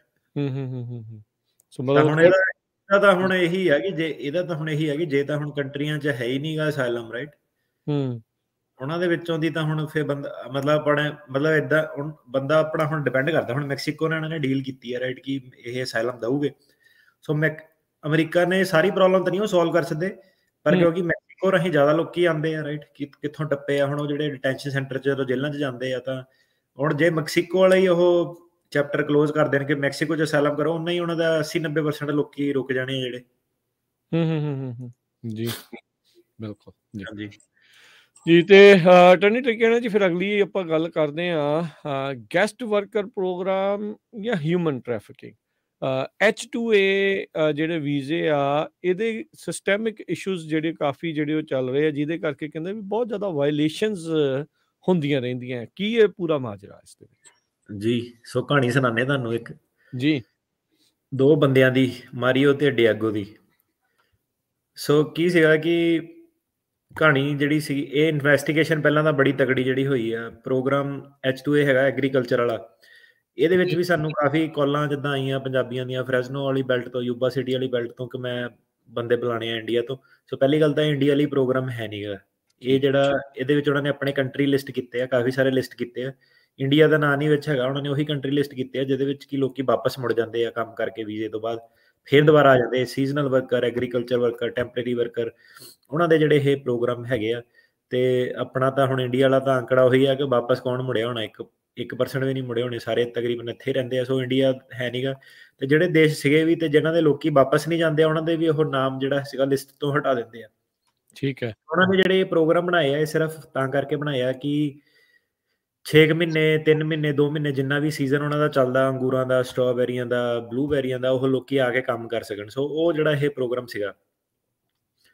ਤੇ ਡਿਆਗੋ ਜਿਹੜਾ ਸੀਗਾ ਬੰਦਾ, ਉਹਦੀ ਇਹਨਾਂ ਨੇ ਇੰਟਰਵਿਊ ਕੀਤੀ। ਉਹ ਕਹਿੰਦਾ ਕਿ ਅਜੇ ਉਹਨੂੰ ਕਈ ਟਾਈਮ ਹੋ ਗਿਆ ਤੇ ਅਜੇ ਵੀ ਉਹਨੂੰ ਜਿਹੜੀ ਕਹਿ ਲਓ ਉਹਨੂੰ ਟਰਾਮਾ ਜਿਹੜਾ ਹੈਗਾ ਕਿ ਉਹਨਾਂ ਕਿੰਨਾ ਧੱਕਾ ਜਿਹੜਾ ਸੀਗਾ ਉਰੇ ਹੋਇਆ ਸੀਗਾ। ਤੇ ਉਹ ਪਹਿਲਾਂ ਜਦੋਂ ਆਇਆ ਨਾ, ਉਹਨੇ ਕੀ ਕੀਤਾ ਕਿ ਆ ਕੇ ਉਹਨੇ ਫੋਟੋਆਂ ਲਈਆਂ ਜਿਹੜੀ ਲੋਕੇਸ਼ਨ ਤੇ ਉਹਨੂੰ ਰੱਖਣਾ ਸੀਗਾ, ਕਿਉਂਕਿ ਇਹ ਲੀਗਲ ਪ੍ਰੋਗਰਾਮ ਆ। ਤੁਸੀਂ ਲੀਗਲ ਪ੍ਰੋਗਰਾਮ ਦੇ ਥੱਲੇ ਕਿ ਕਿੰਨੀ ਤੁਹਾਡੀ ਸੈਲਰੀ ਹੋਣੀ ਆ, ਕਿੱਦਾਂ ਤੁਹਾਡੀ ਰਹਿਣ ਸਹਿਣ ਹੋਣੀ ਆ, ਅਮਰੀਕਨ ਸਰਕਾਰ ਨੂੰ ਲੋਕੀ ਪ੍ਰੈਜ਼ੈਂਟ ਕਰਦੇ ਆ। ਤੇ ਜੇ ਪ੍ਰੋਗਰਾਮ ਸਾਰਾ ਸਹੀ ਹੁੰਦਾ ਔਨ ਪੇਪਰ, ਫੇਰ ਹੀ ਸਰਕਾਰ ਜਿਹੜੀ ਵੀਜ਼ਾ ਵਗੈਰਾ ਜਿਹੜੀ ਦਿੰਦੀ ਹੈ, ਰਾਈਟ। ਸੋ ਹੁਣ ਤੁਸੀਂ ਕਹੋਗੇ ਕਿ ਇਹ ਤਾਂ ਵਧੀਆ ਪ੍ਰੋਗਰਾਮ ਆ, ਅਮਰੀਕਨ ਸਰਕਾਰ ਆ, ਕਿਸਾਨਾਂ ਦੇ ਰਿਲੇਟਡ ਆ, ਖੇਤੀਬਾੜੀ ਦੇ ਰਿਲੇਟਡ ਆ।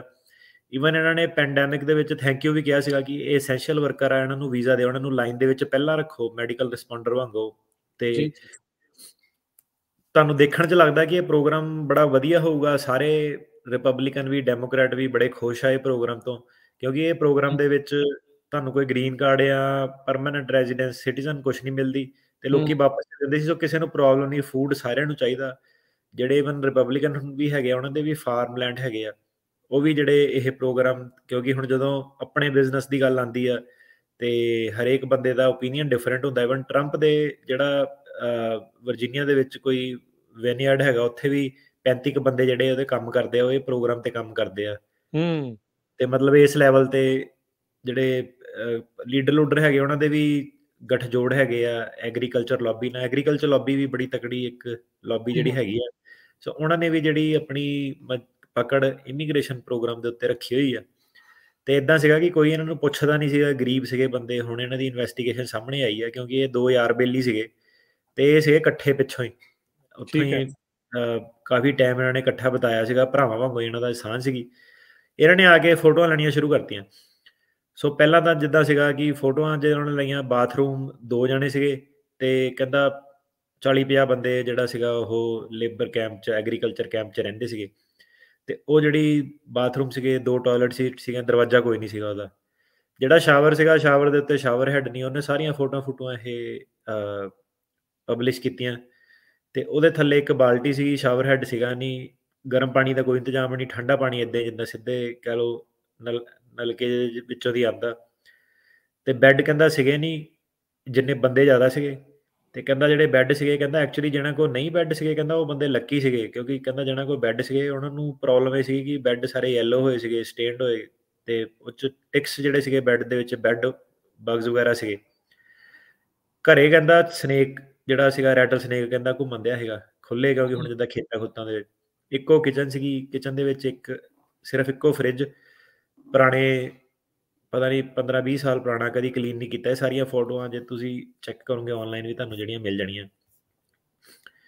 ਫੂਡ ਕਹਿੰਦਾ ਕਿਤੇ ਨਹੀਂ। ਕਹਿੰਦਾ ਆਪਣਾ ਜਿਹੜਾ ਹੁਣ ਆਪਾਂ ਜਦੋਂ ਕਹਿੰਦਾ ਡਰਾਈਵ ਕਰਕੇ ਆਏ ਬੱਸ ਦੀ ਰਾਈਡ ਤੋਂ, ਉੱਥੋਂ ਰਿਕਰੂਟਰ ਵਗੈਰਾ ਇਹਨਾਂ ਨੂੰ ਹਾਇਰ ਕਰਦੇ ਆ ਮੈਕਸੀਕੋ ਤੋਂ। ਤੇ ਕਹਿੰਦਾ ਜਦੋਂ ਆਏ ਤੇ ਇੱਕ ਤੇ ਕਹਿੰਦਾ ਉਹ ਬੜਾ ਔਖਾ ਰਾਹ ਹੁੰਦਾ, ਜਿੱਦਾਂ ਸਿੱਧੇ ਸਟੂਪ ਤੇ ਕੋਈ ਹੈ ਨਹੀਂ ਕਿ ਆਪਣੀ ਮਰਜ਼ੀ ਨਾਲ ਤੁਸੀਂ ਹੁਣ ਲੇਬਰ ਦੀ ਬੱਸ ਜੇ ਭਰ ਕੇ ਆਣੀ ਆ ਤਾਂ ਉਹਨਾਂ ਨੇ ਸਿੱਧੇ ਤੁਹਾਨੂੰ ਪੁੱਛਦਾ ਕਰਨਾ ਹੁੰਦਾ। ਤੇ ਕਹਿੰਦਾ ਜਦੋਂ ਫਿਰ ਆਏ ਤੇ ਇੱਥੇ ਆ ਕੇ ਤੁਹਾਡੇ ਕੋਲ ਕੰਟਰੈਕਟ ਵਗੈਰਾ, ਪੇਪਰ ਵਗੈਰਾ ਜਿਹੜੇ ਸਾਈਨ ਕਰਾਉਂਦੇ ਆ, ਉਹ 'ਚ ਤੁਹਾਨੂੰ ਦੱਸਦੇ ਨਹੀਂ ਕੀ ਆ। ਜਿਹੜਾ ਇਹਨਾਂ ਦਾ ਬੌਸ ਸੀਗਾ, ਇਹ ਇੱਕ ਮੈਕਸੀਕਨ ਅਮਰੀਕਨ ਬੰਦਾ ਸੀਗਾ, ਲੇਬਰ ਕੰਟਰੈਕਟਰ, ਮਤਲਬ ਕਿ ਜਿਹੜਾ ਇੱਥੇ ਬੋਰਨ ਹੋਇਆ, ਜਿਹਦੀ ਪਿਛੋਕੜ ਮੈਕਸੀਕਨ ਹੈਗਾ।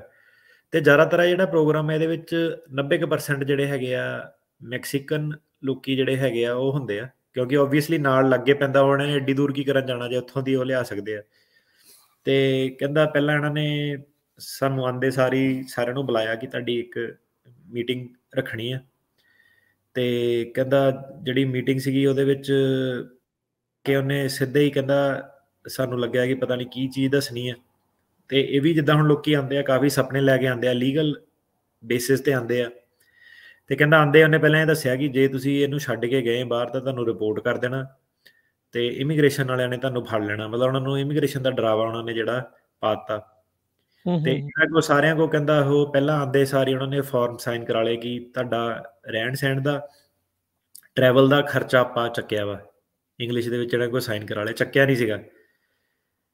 ਤੇ ਕਹਿੰਦਾ ਤੇ ਡਿਆਗੋ ਤੇ ਮਾਰੀਓ ਇਹ ਕਹਿੰਦੇ ਕਿ ਜਦੋਂ ਇਹ ਰਹਿੰਦੇ ਸੀਗੇ ਮੈਕਸੀਕੋ ਦੇ ਵਿੱਚ ਤਾਂ ਸਾਰਾ ਟਾਈਮ ਇਹਨਾਂ ਨੇ ਇਹੀ ਸੁਣਿਆ ਕਿ ਅਮਰੀਕਾ ਬਹੁਤ ਵਧੀਆ, ਇੱਥੇ ਲੈਂਡ ਆਫ ਓਪਰਚੁਨਿਟੀ ਆ। ਜੇ ਤੁਸੀਂ ਇੱਥੇ ਹਾਰਡ ਵਰਕ ਕਰੋ ਤੇ ਤੁਸੀਂ ਸੀਰੀਅਸ ਮਨੀ ਬਣਾ ਸਕਦੇ ਆ, ਕਿ ਇੱਦਾਂ ਦੇ ਪੈਸੇ ਤੁਸੀਂ ਬਣਾ ਸਕਦੇ ਆ ਕਿ ਤੁਹਾਡੀ ਫੈਮਿਲੀ ਬੈਕ ਹੋਮ ਸਿਕਿਉਰ ਹੋ ਜਾਊਗੀ, ਤੁਸੀਂ ਉੱਥੇ ਘਰ ਬਣਾ ਸਕੋਗੇ ਆਪਣਾ। ਅਮਰੀਕਨ ਡ੍ਰੀਮ ਜਿਹਨੂੰ ਕਹਿੰਦੇ ਆ, ਸਾਰੇ ਉਸੇ ਹਿਸਾਬ ਕਿਤਾਬ ਬਣਾਉਂਦੇ ਆ। ਤੇ ਕਹਿੰਦਾ ਉੱਥੇ ਕਾਫੀ ਭੁੱਖਮਰੀ ਸੀਗੀ, ਹੋਰ ਕਾਫੀ ਪ੍ਰੋਬਲਮ ਆ ਮੈਕਸੀਕੋ 'ਚ, ਸਾਨੂੰ ਪਤਾ ਹੀ ਹੈ ਸਾਰਿਆਂ ਨੂੰ ਚੱਲਦੀਆਂ। ਤੇ ਕਹਿੰਦਾ ਉਰੇ ਆ ਕੇ ਪਤਾ ਲੱਗਿਆ ਕਿ ਪਹਿਲੀ ਵਾਰੀ ਕਹਿੰਦਾ ਇੱਦਾਂ ਦਾ ਹੋਇਆ ਕਿ ਜ਼ਿੰਦਗੀ 'ਚ ਕਹਿੰਦਾ ਕਦੀ ਇੱਦਾਂ ਦੇ ਦਿਨ ਨਹੀਂ ਆਏ ਸੀ ਕਿ ਕਦੀ ਭੁੱਖਾ ਰਹਿਣਾ ਪਿਆ ਹੋਵੇ ਮੈਕਸੀਕੋ। ਕਹਿੰਦਾ ਉਹ ਵੀ ਦਿਨ ਅਮਰੀਕਾ ਨੇ ਜਿਹੜਾ ਸੀਗਾ ਦਿਖਾਇਆ। ਤੇ ਕਹਿੰਦਾ ਜਿਹੜਾ ਬੰਦੇ ਨੇ ਉਹਨੂੰ ਰਿਕਰੂਟ ਕੀਤਾ ਸੀਗਾ, ਉਹਨੇ ਉਹਦੀ ਘਰ ਵਾਲੀ ਨੂੰ ਵੀ ਪਿੱਛੇ ਜਾ ਕੇ ਧਮਕੀਆਂ ਲਾਈਆਂ। ਹੁਣ ਜਿਹੜੇ ਇਹ ਪੈਸੇ ਪੂਸੇ ਵਾਲੇ ਬੰਦੇ ਜਿਹੜੇ ਹੁੰਦੇ ਆ, ਇਹ ਡੇਂਜਰਸ ਬੰਦੇ ਹੁੰਦੇ ਆ ਓਬਵੀਅਸਲੀ। ਇੱਦਾਂ ਸਿੱਧੇ ਤਾਂ ਤੁਸੀਂ ਟ੍ਰੈਫਿਕਿੰਗ ਵਗੈਰਾ ਕਰ ਨਹੀਂ ਸਕਦੇ, ਇਹਨਾਂ ਦੇ ਵੀ ਲਿੰਕ ਹੁੰਦੇ ਆ ਪੁਲਿਸ ਨਾਲ। ਤੇ ਉਧਰ ਵੀ ਜਾ ਕੇ ਇਹਨੇ ਇਹਦੀ ਘਰ ਵਾਲੀ ਨੂੰ ਜਿਹੜੀਆਂ ਧਮਕੀਆਂ ਲਾਈਆਂ, ਕਿਉਂਕਿ ਉਹਨਾਂ ਦੇ ਕੋਲ ਹੁਣ ਇੱਕ ਜਰੀਆ ਬਣ ਗਿਆ ਕਿ ਜੇ ਵਰਕਰ ਛੱਡ ਕੇ ਆਵੇ ਤਾਂ ਪਿੱਛੋਂ ਉਹ ਤੁਹਾਨੂੰ ਨੁਕਸਾਨ ਪਹੁੰਚਾ ਸਕਦੇ ਆ। ਸੋ ਇਹ ਜਿਹੜੇ ਬੰਦੇ ਸੀਗੇ ਇਹ ਇੱਕ ਕਾਈਂਡ ਆਫ ਟਰੈਪ ਦੇ ਵਿੱਚ ਫਸ ਗਏ। ਤੇ ਕਹਿੰਦਾ ਕਿ ਜਿਹੜਾ ਅਮਰੀਕਨ ਮੀਡੀਆ ਦਾ ਇਮੀਗ੍ਰੇਸ਼ਨ ਐਡਵੋਕੇਸੀ ਆਰਗੇਨਾਈਜੇਸ਼ਨ ਹੈਗੀਆਂ ਜਾਂ ਫਾਰਮਰ ਯੂਨੀਅਨ ਹੈਗੀਆਂ, ਤੇ ਇਨਕਲੂਡਿੰਗ ਜਿਹੜੇ ਇਮੀਗ੍ਰੇਸ਼ਨ ਵਕੀਲ ਵੀ ਜਿਹੜੇ ਹੈਗੇ ਜਿਹੜੇ ਆਹ ਐਗਰੀਕਲਚਰ ਵਾਲੇ ਕਰਦੇ ਆ, ਸੋ ਉਹ ਸਾਰੇ ਜਣੇ ਇਹਨੂੰ ਪ੍ਰੋਗਰਾਮ ਨੂੰ ਇਸ ਤਰੀਕੇ ਨਾਲ ਪ੍ਰੋਜੈਕਟ ਕਰਦੇ ਸੀਗੇ ਕਿ ਇਹ ਬਹੁਤ ਬੈਨੀਫੀਸ਼ੀਅਲ ਪ੍ਰੋਗਰਾਮ ਆ, ਇੱਕ ਸੋਲਿਊਸ਼ਨ ਆ ਕਿ ਅਮਰੀਕੀ ਵਰਕਫੋਰਸ ਆ ਜਾਊਗੀ। ਤੇ ਇਹਨਾਂ ਦਾ ਉੱਦਾਂ ਕਹਿ ਲਓ ਕਿ ਮੀਡੀਆ 'ਚ ਬੜਾ ਥੈਂਕ ਯੂ ਵੀ ਕੀਤਾ ਕੋਵਿਡ ਦੇ ਵਿੱਚ ਕਿ ਇਹ ਬੜੇ ਵਧੀਆ ਵਾ, ਪਰ ਰਿਐਲਿਟੀ ਦੇ ਵਿੱਚ ਜਿਹੜਾ ਹੈਗਾ ਕੋਈ ਬੰਦਾ ਝਾਕਣਾ ਨਹੀਂ ਚਾਹੁੰਦਾ ਕਿ ਥੱਲੇ ਲੈਵਲ ਤੇ ਕ੍ਰਾਈਮ ਕਿੱਦਾਂ ਹੁੰਦਾ। ਹੁਣ ਜਿਹੜੇ ਇਮੀਗ੍ਰੈਂਟ ਆਉਂਦੇ ਆ, ਇਮੀਗ੍ਰੈਂਟਸ ਦੇ ਵੀ ਕਈ ਲੈਵਲ ਆ ਜੀ। ਹਰੇਕ ਚੀਜ਼ ਦੇ ਕਈ ਲੈਵਲ ਹੁੰਦੇ ਆ, ਹਨਾ। ਗਰੀਬੀ ਦਾ ਵੀ ਜਿਹੜਾ ਕਹਿ ਲਓ ਕਿ ਜੇ ਤੁਸੀਂ ਕੋਈ ਇੰਡੀਆ ਦੇ ਵਿੱਚ ਗਰੀਬੀ ਦੇਖੀਏ ਤਾਂ ਫਿਰ ਮੈਂ ਕਿਹਾ ਜੇ ਮੈਕਸੀਕੋ ਵੀ ਇੱਕ ਐਗਜ਼ਿਸਟ ਕਰਦਾ, ਜਿੱਥੇ ਹੁਣ ਜਦੋਂ ਬੰਦਾ ਘੁੰਮਣ ਜਾਂਦਾ ਕਹਿੰਦਾ ਯਾਰ ਇਹ ਤਾਂ ਇੰਡੀਆ ਤੋਂ ਵੀ ਮਾੜਾ ਜਿਹੜਾ ਹਾਲ ਆਪਣਾ ਹੈਗਾ, ਹਨਾ। ਤੇ ਇਹ ਜਿਹੜੇ ਹੁਣ ਬੰਦਾ ਕਹੇ ਕਿ ਯਾਰ ਮੈਂ ਤਾਂ ਬਾਰਡਰ ਟੱਪਿਆ ਸੀ, ਮੈਂ ਵੀ ਤਾਂ 0 ਤੋਂ ਸ਼ੁਰੂ ਕੀਤਾ, ਮੈਂ 7-11 ਕੀਤਾ, ਫਿਰ ਮੈਂ ਟਰੱਕ ਚਲਾਇਆ, ਮੈਂ ਵੀ ਤਾਂ ਆਪ ਕੀਤਾ, ਇਹ ਬੰਦੇ ਆਪ ਕਿਉਂ ਨਹੀਂ ਕਰ ਸਕਦੇ? ਸੋ ਪਹਿਲੀ ਗੱਲ ਤਾਂ ਲੋਕਾਂ ਦੀ ਸਿਚੁਏਸ਼ਨ ਹਰੇਕ ਬੰਦੇ ਦੀ ਅਲੱਗ-ਅਲੱਗ ਆ। ਕਿਸੇ ਕੋ ਜ਼ਮੀਨ ਹੈਗੀ ਆ, ਪਿੱਛੇ ਲੋਨ ਚੱਕ ਸਕਦਾ, ਕੋਈ ਨਹੀਂ ਚੱਕ ਸਕਦਾ। ਕਈਆਂ ਦੇ ਕੋਲ ਬੈਕਅਪ ਹੁੰਦਾ ਕਿ ਜੇ ਨਹੀਂ ਵੀ ਅਮਰੀਕਾ ਗੱਲ ਬਣੀ ਤਾਂ ਘਰ ਦੇ ਮਗਰ ਸਾਂਭ ਸਕਦੇ ਆ, ਤੇ ਕਈ ਜਿਹੜੇ ਹੈਗੇ ਆ ਉਹਨਾਂ ਦੇ ਆਲਰੇਡੀ ਇੰਨਾ ਮਾੜਾ ਹਾਲ ਹੁੰਦਾ ਕਿ ਉਹਨਾਂ ਕੋਲ ਕੋਈ ਆਪਸ਼ਨ ਨਹੀਂ ਹੁੰਦੀ, ਤੇ ਉੱਤੋਂ ਲੋਨ ਚੱਕ ਕੇ ਉਰੇ ਆਏ ਹੁੰਦੇ ਆ, ਤੇ ਜੇ ਉਹਨਾਂ ਨੂੰ ਵਾਪਸ ਭੇਜੋ ਤਾਂ ਉਹ ਆਲਰੇਡੀ ਉਹ ਪਹਿਲਾਂ ਹੀ ਨਹੀਂ ਸਰਵਾਈਵ ਕਰ ਸਕਦੇ ਸੀਗੇ, ਵਾਪਸ ਕਿੱਦਾਂ ਸਰਵਾਈਵ ਕਰੂਗੇ? ਸੋ ਇਹ ਜਿਹੜੇ ਲੋਕੀ ਮੈਕਸੀਕੋ ਤੋਂ ਹੁਣ ਜਿਹੜੇ ਆ ਰਹੇ ਆ, ਇਹਨਾਂ ਦਾ ਬੇਸਿਕਲੀ ਇਹੀ ਹਾਲ ਆ। ਇੱਥੇ ਜਿਹੜਾ ਵੀਜ਼ਾ ਇਹਨੂੰ ਸੋ ਜਿਹੜਾ H2B ਪ੍ਰੋਗਰਾਮ ਹੈਗਾ, ਹੁਣ ਇਹਦੇ ਵਿੱਚ ਕੀ ਸੀਗਾ ਕਿ ਇਹ ਜਿਹੜਾ ਇਨਵੈਸਟੀਗੇਸ਼ਨ ਹੋਈ, ਇਹਨੇ ਕਾਫੀ ਪ੍ਰੋਬਲਮ ਜਿਹੜੀਆਂ ਸੀਗੀਆਂ ਉਹ ਹਾਈਲਾਈਟ ਕੀਤੀਆਂ ਕਿ ਜਿਹੜੀ ਫੈਡਰਲ ਗਵਰਨਮੈਂਟ ਹੈਗੀ ਆ ਉਹ ਇਹਨੂੰ ਉਹਨਾਂ ਨੂੰ ਪਤਾ ਕਿ ਇਹ ਸਾਰੇ ਅਬਿਊਜ਼ ਹੁੰਦੇ ਆ, ਉਹਨਾਂ ਨੂੰ ਪਤਾ ਕਿ ਲੋਕਾਂ ਨਾਲ ਐਕਸਪਲੋਇਟੇਸ਼ਨ ਹੋ ਰਹੀ ਆ, ਲੋਕਾਂ ਨੇ ਕੰਪਲੇਂਟ ਵੀ ਕੀਤੀ ਆ ਉਹਨਾਂ ਨੂੰ, ਪਰ ਜਿਹੜੀ ਫੈਡਰਲ ਗਵਰਨਮੈਂਟ ਆ, ਅਮਰੀਕਾ ਦੀ ਸਰਕਾਰ ਆ, ਉਹ ਚੁੱਪ ਆ ਇਸ ਮੁੱਦੇ ਦੇ ਉੱਤੇ। ਕਿਉਂਕਿ ਜਦੋਂ ਹੁਣ ਆ ਸਾਰੀਆਂ ਤੁਸੀਂ ਦੇਖਦੇ ਆ ਕਿ ਸਾਲ ਦੇ ਵਿੱਚ ਤੁਹਾਨੂੰ 12 ਮਹੀਨੇ ਤੁਹਾਨੂੰ ਸਟ੍ਰਾਬੇਰੀਆਂ ਚਾਹੀਦੀਆਂ ਜਾਂ ਬਲੂਬੇਰੀਆਂ ਚਾਹੀਦੀਆਂ, ਜਿਹੜੀਆਂ ਕਿ ਸੀਜ਼ਨਲ ਵੀ ਨਹੀਂ ਹੈਗੀਆਂ ਜੀ। ਉਹਦੇ ਲਈ ਤੁਹਾਨੂੰ ਕਿਸੇ ਨਾ ਕਿਸੇ ਬੰਦੇ ਨੂੰ ਤਾਂ ਭਾਈ ਪਿੱਠ ਤੋੜ ਕੇ ਕੰਮ ਕਰਨਾ ਪੈਣਾ। ਉਹ ਕੰਮ ਹੈਗਾ ਇਸ ਵੇਲੇ ਮੈਕਸੀਕੇ ਹੀ ਕਰ ਰਹੇ ਹੈਗੇ ਆ, ਤੇ ਉਹਨੂੰ ਹੁਣ ਜਿਹੜੀ ਫੈਡਰਲ ਸਰਕਾਰ ਆ ਉਹ ਕੀ ਹੈ ਕਿ ਜਿਹੜੇ ਇਹ ਲੋਕਾਂ ਨੇ ਹਜ਼ਾਰਾਂ ਕੰਪਲੇਂਟਾਂ ਜਿਹੜੀਆਂ ਫਾਈਲ ਕੀਤੀਆਂ, ਉਹ ਤੁਹਾਨੂੰ ਦੱਸਦੇ ਅੱਗੇ ਕਿੱਦਾਂ ਤੁਸੀਂ ਇਹ ਦੇਖੋਗੇ ਕਿ ਜਿਹੜੀ ਸਰਕਾਰ ਆ ਉਹ ਕੀ ਕਰਦੀ ਹੈ ਕਿ ਉਹਨੇ ਇੱਕ ਬਲਾਈਂਡ ਆਈ ਦਿੱਤੀ ਹੋਈ ਹੈ ਕਿ ਇਹ ਮੁੱਦੇ ਵੱਲ ਆਪਾਂ ਦੇਖਣਾ ਨਹੀਂ, ਇਹਨੂੰ ਜੇ ਇਹ ਢਕਿਆ ਹੀ ਰਵੇ ਤਾਂ ਚੰਗਾ, ਕਿਉਂਕਿ ਸਾਨੂੰ ਇਹਨਾਂ ਦੀ ਲੋੜ ਆ। ਜੇ ਇਹ ਨਹੀਂ ਆਊਗੇ ਇਸ ਤਰੀਕੇ ਨਾਲ ਤਾਂ ਕੰਮ ਸਾਰਾ ਜਿਹੜਾ ਚੌਪਟ ਹੋ ਜਾਣਾ। ਉਹ ਜਿਹੜੇ ਲੋਕੀ ਆ ਜਿਨ੍ਹਾਂ ਦੇ ਖਿਲਾਫ ਕੰਪਲੇਂਟਾਂ, ਜਿਹੜੇ ਰਿਕਰੂਟਰ, ਕੰਟਰੈਕਟਰ, ਜਿਹੜੇ ਫਾਰਮ ਹੈਗੇ ਆ ਜਿਨ੍ਹਾਂ ਦੇ ਖਿਲਾਫ ਕੰਪਲੇਂਟਾਂ ਕੀਤੀਆਂ ਹੋਈਆਂ, ਉਹਨੂੰ ਜਿਹੜੀ ਸਰਕਾਰ ਆ ਉਹ ਇਨਵੈਸਟੀਗੇਟ ਨਹੀਂ ਕਰ ਰਹੀ ਹੈਗੀ। ਉਹਨਾਂ ਨੇ ਉਹ ਬੰਦਿਆਂ ਨੂੰ ਉੱਦਾਂ ਹੀ ਛੱਡਿਆ ਹੋਇਆ। ਹੁਣ ਉਹਨਾਂ ਨੂੰ ਹੱਲਾਸ਼ੇਰੀ ਮਿਲ ਜਾਂਦੀ ਕਿ ਸਰਕਾਰ ਨੇ ਕੁਝ ਕਰਨਾ ਨਹੀਂ, ਤੇ ਅੱਗੋਂ ਦੀ ਫਿਰ ਜਿਹੜਾ ਮੈਸੇਜ ਆ ਵਰਕਰਾਂ ਨੂੰ ਵੀ ਉਹੀ ਜਾਂਦਾ ਕਿ ਇਹ ਸ਼ਾਇਦ ਵੱਡੇ ਬੰਦੇ ਆ, ਇਹਨਾਂ ਦੇ ਹੱਥ ਸਰਕਾਰ ਨਾਲ ਵਾ। ਤੇ ਇਹਦੇ ਵਿੱਚ ਹੁਣ ਜਿਹੜਾ ਪ੍ਰੋਗਰਾਮ ਸੀਗਾ, ਲੀਗਲ ਜਿਹੜਾ ਬੰਦਾ ਹੁੰਦਾ, ਰਾਈਟ, ਹੁਣ ਕੱਚਾ ਤਾਂ ਆਉਂਦਾ, ਉਹਨੂੰ ਅਸਾਈਲਮ ਮਿਲ ਜਾਂਦਾ, ਅਸਾਈਲਮ ਫਾਈਲ ਕਰ ਦਿੰਦਾ, ਵਰਕ ਪਰਮਿਟ ਮਿਲ ਜਾਂਦਾ, ਉਹ ਤਾਂ ਚਲੋ ਆਜ਼ਾਦ ਪੰਛੀ ਆ। ਹੁਣ ਜਿਹੜਾ ਬੰਦਾ ਲੀਗਲ ਆਇਆ ਉਹ ਤਾਂ ਆਪਣੇ ਵੱਲੋਂ ਇਹੀ ਸੋਚ ਕੇ ਆਉਂਦਾ ਕਿ ਯਾਰ ਮੈਂ ਲੀਗਲ ਤਰੀਕੇ ਨਾਲ ਜਾ ਰਿਹਾ ਵਾਂ, ਮੇਰਾ ਕੋਈ ਫਾਇਦਾ ਹੋਊਗਾ। ਤੇ ਹੁਣ ਜਿਹੜਾ ਲੀਗਲ ਬੇਸਿਸ ਤੇ ਆਉਂਦਾ, ਉਹਦੇ ਵਿੱਚ ਇੱਕੋ ਬੈਨੀਫਿਟ ਹੁੰਦਾ ਕਿ ਬੰਦਾ ਉਹ ਪੇਪਰ 'ਚ ਲਿਖਦੇ ਆ ਕਿ ਤੈਨੂੰ ਇੰਨੀ ਤਨਖਾਹ ਜਿਹੜੀ ਆ ਉਹ ਮਿਲਣੀ ਹੈ, ਹਨਾ। ਪਰ ਉਹ ਕਹਿੰਦਾ ਕਿ ਪ੍ਰੋਗਰਾਮ ਦਾ ਇੰਨਾ ਮਾੜਾ ਹਾਲ ਹੋ ਗਿਆ ਕਿ ਉਹਦੇ ਵਿੱਚ ਜਿਹੜੀ ਇੱਕੋ ਚੀਜ਼ ਜਿਹੜੀ ਸੀਗੀ ਬੈਨੀਫਿਟ, ਉਹਦੀ ਵੀ ਕੋਈ ਗਾਰੰਟੀ ਨਹੀਂ ਹੈਗੀ ਕਿ ਪੈਸੇ ਵੀ ਉਹਨਾਂ ਨੂੰ ਪੂਰੇ ਮਿਲਣੇ ਆ ਕਿ ਨਹੀਂ ਮਿਲਣੇ ਆ। ਤੇ ਇਹ ਜਿਹੜੀ ਸੀਗੀ ਇੱਕ ਲਟੀਨੋ USA ਰੇਡੀਓ ਆ, ਤੇ ਇੱਕ ਪ੍ਰਿਜ਼ਮ, ਤੇ ਇੱਕ ਫਿਊਚਰੋ ਇਨਵੈਸਟੀਗੇਟਸ, ਇਹਨਾਂ ਨੇ 3 ਜਿਹੜੇ ਸੀਗੇ, ਇਹਨਾਂ ਨੇ ਕੋਲੈਬੋਰੇਟ ਕਰਕੇ ਇਹ ਬੰਦਿਆਂ ਨੂੰ ਅੱਗੇ ਲੈ ਕੇ ਆਏ। ਇਹਨਾਂ ਨੇ ਰੈਕਡ ਸਾਰੇ ਫੋਇਆ ਆਪਣਾ ਫਾਈਲ ਕਰਕੇ ਡਿਪਾਰਟਮੈਂਟ ਆਫ ਲੇਬਰ ਤੋਂ ਰੈਕਡ ਕੱਢੇ, ਤੇ ਪਿਛਲੇ ਸਾਲ ਉਹਨਾਂ ਦੀ 7.2 ਮਿਲੀਅਨ ਅਨਪੇਡ ਵੇਜਿਸ ਦੇ ਕਲੇਮ ਸੀਗੇ ਹਜ਼ਾਰਾਂ ਵਰਕਰਾਂ ਨੇ। ਜਿੱਦਾਂ ਹੁਣ ਉਹਨਾਂ ਨੇ ਫਾਈਲ ਕੀਤੇ ਕਿ ਸਾਨੂੰ ਤਨਖਾਹ ਨਹੀਂ ਦਿੱਤੀ, ਕਿਸੇ ਨੇ ਦੱਸਤਾ ਕਿ ਤੁਸੀਂ ਕੰਪਲੇਂਟ ਕਰ ਦਿਓ। ਹੁਣ ਕਈਆਂ ਨੇ ਨਹੀਂ ਵੀ ਕਰਦੇ ਕੰਪਲੇਂਟ, ਹਨਾ। ਹੁਣ ਕਿੰਨੇ ਕੁ ਆਪਣੇ ਪੰਜਾਬੀ ਆ ਜਿਹਨਾਂ ਨੂੰ ਤਨਖਾਹ ਨਹੀਂ ਮਿਲਦੀ, ਉਹ ਕਹੇ ਕਿ ਮੈਂ ਕੰਪਲੇਂਟ ਕਰਨੀ ਆ। ਪਰ ਮੰਨ ਲਓ ਜੇ ਉਹਨਾਂ 'ਚੋਂ ਅੱਧਿਆਂ ਨੇ ਵੀ ਕੀਤੀ ਜਾਂ 10% ਨੇ ਵੀ ਕੀਤੀ, ਉਹਦਾ 7.2 ਮਿਲੀਅਨ ਅਨਪੇਡ ਵੇਜਿਸ ਜਿਹੜੀਆਂ ਸੀਗੀਆਂ ਉਹ ਬਣੀਆਂ ਸੀਗੀਆਂ, ਤੇ ਉਹ ਕਦੀ ਵੀ ਜਿਹੜੀਆਂ ਸੀਗੀਆਂ ਇਹਨਾਂ ਨੂੰ ਦਿੱਤੀਆਂ ਨਹੀਂ ਗਈਆਂ। ਮਤਲਬ ਡਿਪਾਰਟਮੈਂਟ ਆਫ ਲੇਬਰ ਨੇ ਰਿਕਵਰ ਕਰ ਲਈਆਂ ਕਿ ਆਹੋ ਸਹੀ ਆ, ਤੁਸੀਂ ਤੁਹਾਡੀ ਦੇਣੀਆਂ ਬਣਦੀਆਂ ਸੀ, ਤੁਸੀਂ ਦਿੱਤੀਆਂ ਨਹੀਂ। ਤੇ ਜਦੋਂ ਉਹਨਾਂ ਨੂੰ ਪੁੱਛਿਆ ਡਿਪਾਰਟਮੈਂਟ ਆਫ ਲੇਬਰ ਨੂੰ, ਉਹ ਕਹਿੰਦੇ ਕਿ ਸਾਡੇ ਕੋਲ ਕਿਹੜਾ ਇਹਨਾਂ ਦਾ ਐਡਰੈਸ ਹੈਗਾ, ਆਪਾਂ ਦੇਖਿਆ, ਸਾਨੂੰ ਲੱਭੇ ਨਹੀਂ ਇਹ ਬੰਦੇ। ਤੇ ਉਹ ਜਿਹੜਾ ਪੈਸਾ ਸੀਗਾ ਵਾਪਸ ਉਹਨਾਂ ਨੇ ਟ੍ਰੈਜਰੀ ਦੇ ਵਿੱਚ ਪਾਤਾ, ਯੂਐਸ ਟ੍ਰੈਜਰੀ ਦੇ ਵਿੱਚ ਪਾਤਾ। ਸੋ ਲੂਪ ਹੁਣ ਇਦਾਂ ਦੀ ਆ ਕਿ ਜਿਹੜਾ ਕੰਟਰੈਕਟਰ ਆ, ਇੰਪਲੋਇਰ ਆ, ਉਹਨਾਂ ਨੇ ਜਿੰਨੇ ਪੈਸੇ ਲੁੱਟਣੇ ਸੀ ਲੁੱਟ ਲਏ। ਤੇ ਉਸ ਤੋਂ ਬਾਅਦ ਜਿਹਨਾਂ ਨੇ ਕੰਪਲੇਂਟ ਕੀਤੀ, ਜਿਹੜਾ ਪੈਸਾ ਰਿਕਵਰ ਵੀ ਹੋਇਆ, ਉਹ ਸਰਕਾਰ ਨੇ ਕਿ ਬਜਾਏ ਉਹਨਾਂ ਨੂੰ ਲੱਭਣ, ਟਰੈਕ ਕਰਨ, ਉੱਤੇ ਰਿਸੋਰਸਿਸ ਕਰਨ, ਉਹ ਕਹਿੰਦੇ ਸਾਡੇ ਲਈ ਸੌਖਾ ਰਸਤਾ ਇਹ ਹੈਗਾ ਕਿ ਜਦੋਂ ਆਪਾਂ ਤੁਹਾਡੇ ਐਡਰੈਸ ਤੇ ਕੰਟੈਕਟ ਕੀਤਾ, ਕਿਸੇ ਨੇ ਸਾਨੂੰ ਰਿਸਪੌਂਸ ਨਹੀਂ ਦਿੱਤੀ। ਹੁਣ ਐਡਰੈਸ ਤਾਂ ਤੁਸੀਂ ਦਿੱਤਾ, ਜਿਹੜਾ ਉਹ ਮਾਲਕ ਦੇ ਬੰਦਾ ਰਹਿੰਦਾ, ਹੁਣ ਉਹਦਾ ਕਿਹੜਾ ਕੋਈ ਬੰਦੇ ਦਾ ਆਪਣਾ ਘਰ ਆ ਜਾਂ ਮੇਲਿੰਗ ਐਡਰੈਸ, ਅਗਲਾ ਲੇਬਰ ਵਰਕਰ ਆ, ਰਾਈਟ। ਤੇ ਉਹਦਾ ਪੈਸਾ ਜਿਹੜਾ ਸੀਗਾ ਵਾਪਸ ਘੁੰਮ ਫਿਰ ਕੇ ਜਿਹੜਾ ਯੂਐਸ ਗਵਰਨਮੈਂਟ ਕੋਲ ਵਾਪਸ ਪਹੁੰਚ ਜਾਂਦਾ। ਉਹਨੂੰ ਉਹਨਾਂ ਨੇ, ਵਕੀਲਾਂ ਨੇ ਕਿਹਾ ਕਿ ਤੁਸੀਂ ਜਿਹੜਾ ਇਹ ਪੈਸਾ ਜੇ ਤੁਹਾਨੂੰ ਪਤਾ ਇਹ ਕਿੱਥੋਂ ਦੀ ਇਕੱਠਾ ਹੋਇਆ, ਤੁਸੀਂ ਇਹ ਪੈਸੇ ਨੂੰ ਵਾਪਸ ਕਿਉਂ ਨਹੀਂ ਇਨਵੈਸਟ ਕਰਦੇ, ਕਿ ਤੁਸੀਂ ਦੁਬਾਰਾ ਜਿਹੜਾ ਇਹ ਪ੍ਰੋਗਰਾਮ ਆ ਚੈੱਕ ਐਂਡ ਬੈਲੈਂਸਿਸ, ਇਹਨਾਂ ਦੇ ਹੱਕਾਂ ਦੇ ਲਈ ਤੁਸੀਂ ਉਸ ਚੀਜ਼ ਵੱਲ ਕਿਉਂ ਨਹੀਂ, ਇਹਨੂੰ ਪ੍ਰੋਗਰਾਮ ਨੂੰ ਸਟਰੋਂਗ ਕਰਨ 'ਚ ਕਿਉਂ ਨਹੀਂ ਲਾਉਂਦੇ ਹੈਗੇ। ਤੇ ਸਰਕਾਰ ਨੇ ਜਿਹੜਾ ਉਹ ਪੈਸਾ ਸੀਗਾ ਉਹਨੇ ਰਿਫਿਊਜ਼ ਕੀਤਾ, ਸਰਕਾਰ ਨੇ, ਕਿ ਇਹਨੂੰ ਆਪਾਂ ਵਰਕਰਾਂ ਦੇ ਹੱਕਾਂ ਦੇ ਲਈ ਨਹੀਂ ਲਾਣਾ। ਉਹਨਾਂ ਨੇ ਸਿੰਪਲੀ ਜਿਹੜਾ ਉਹ ਸੀਗਾ ਟ੍ਰੈਜਰੀ ਦੇ ਵਿੱਚ ਪਾਤਾ।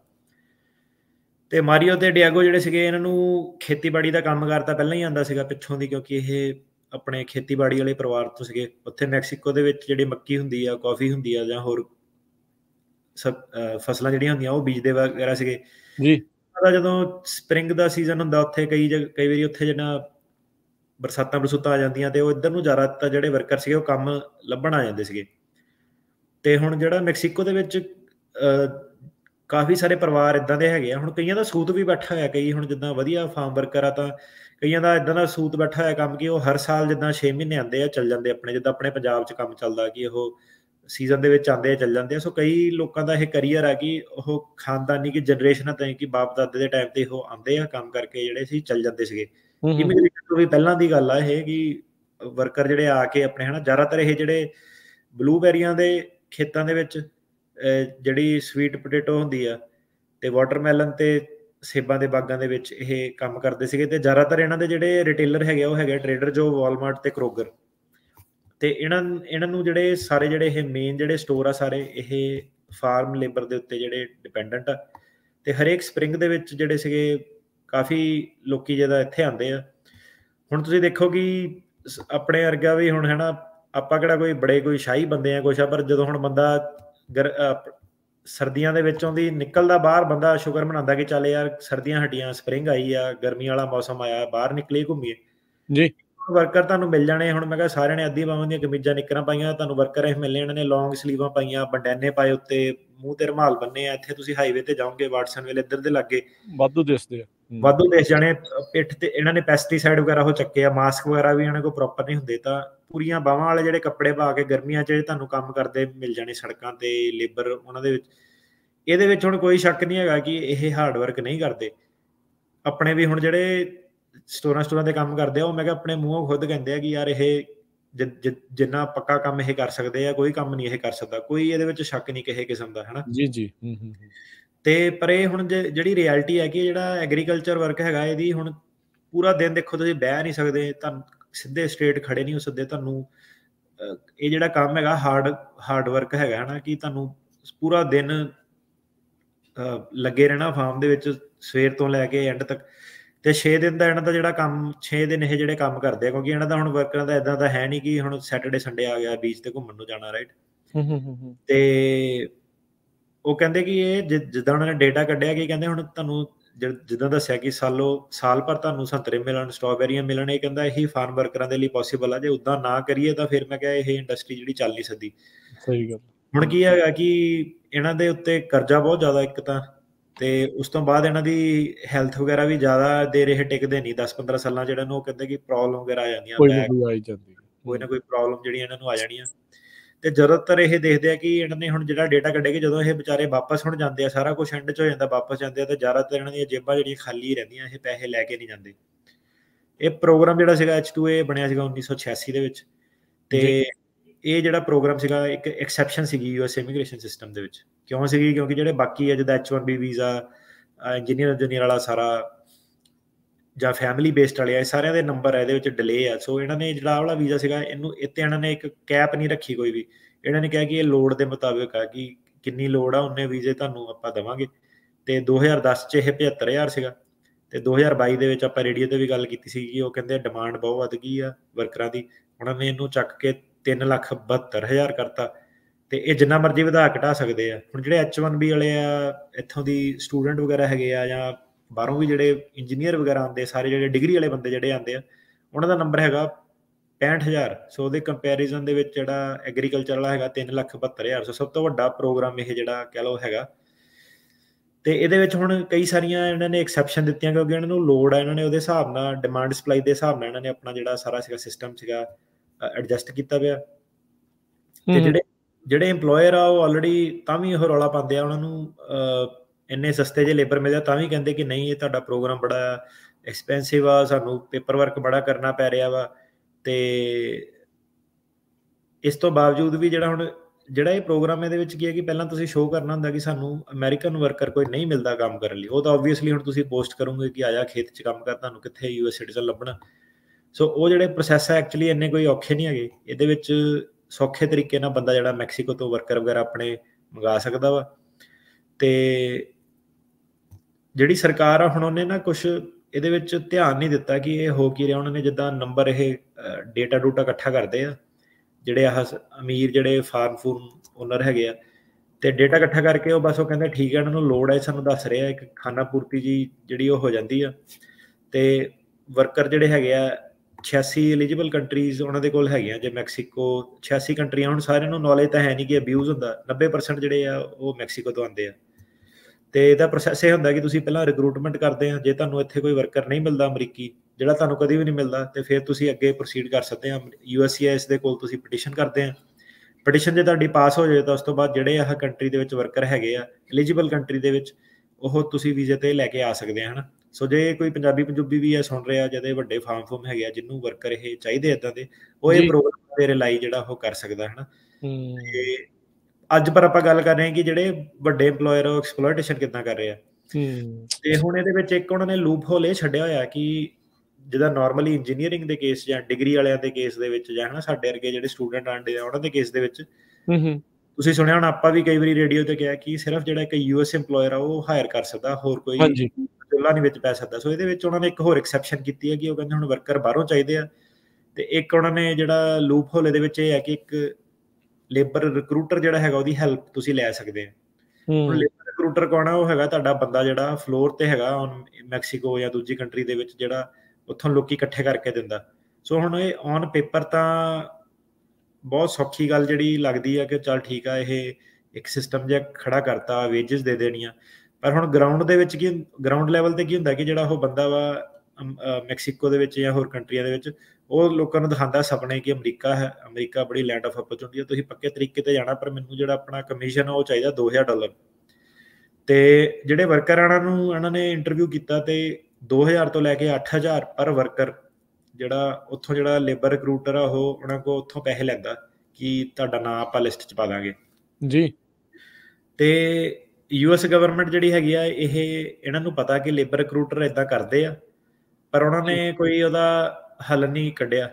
ਉਹਨਾਂ ਨੇ ਮਤਲਬ ਉਹਨੂੰ ਇਗਨੋਰ ਹੀ ਕੀਤਾ। ਤੇ ਕਾਫੀ ਸਾਰੇ ਜਿਹੜੇ ਲੋਕੀ ਹੈਗੇ ਆ, ਜਿਹੜੇ ਰਿਕਰੂਟਰ ਆ, ਉਹ ਕਾਈਂਡ ਆਫ ਲਾਈਕ ਟ੍ਰੈਫਿਕਰਸ ਆ। ਉਹਨਾਂ ਨੇ ਜਿੱਦਾਂ ਸਮਗਲਿੰਗ 2 ਨੰਬਰ 'ਚ, 1 ਨੰਬਰ 'ਚ, ਹਰੇਕ ਤਰੀਕੇ ਦੇ ਉਹ ਟ੍ਰੈਫਿਕਰਸ ਆ ਕਿ ਜਵਾਕਾਂ ਦੀ ਸਮਗਲਿੰਗ, ਕੁੜੀਆਂ ਦੀ ਸਮਗਲਿੰਗ, ਇਲੀਗਲ ਏਲੀਅਨ ਦੀ ਸਮਗਲਿੰਗ। ਮਤਲਬ ਉਹਨਾਂ ਦਾ ਪੇਸ਼ਾ ਇਹ ਕਿ ਲੋਕਾਂ ਨੂੰ ਕਿੱਦਾਂ ਬਾਰਡਰ ਦੇ ਇੱਧਰ ਉੱਧਰ ਲੈ ਕੇ ਜਾਣਾ, ਰਾਈਟ। ਸੋ ਉੱਦਾਂ ਦਾ ਬੰਦਾ ਜਿਹੜਾ ਹੈਗਾ ਉਹ ਲੀਗਲ, ਉਹ ਜਿਹੜਾ ਹੈਗਾ ਰਿਕਰੂਟਰ ਬਣਿਆ ਹੋਇਆ ਓਬਵੀਅਸਲੀ, ਕਿਉਂਕਿ ਉਹਨੂੰ ਪਤਾ ਸੋਸਾਇਟੀ 'ਚ ਕਿੱਥੋਂ ਕਿਹੜਾ ਬੰਦਾ ਆਪਾਂ ਲੱਭਣਾ।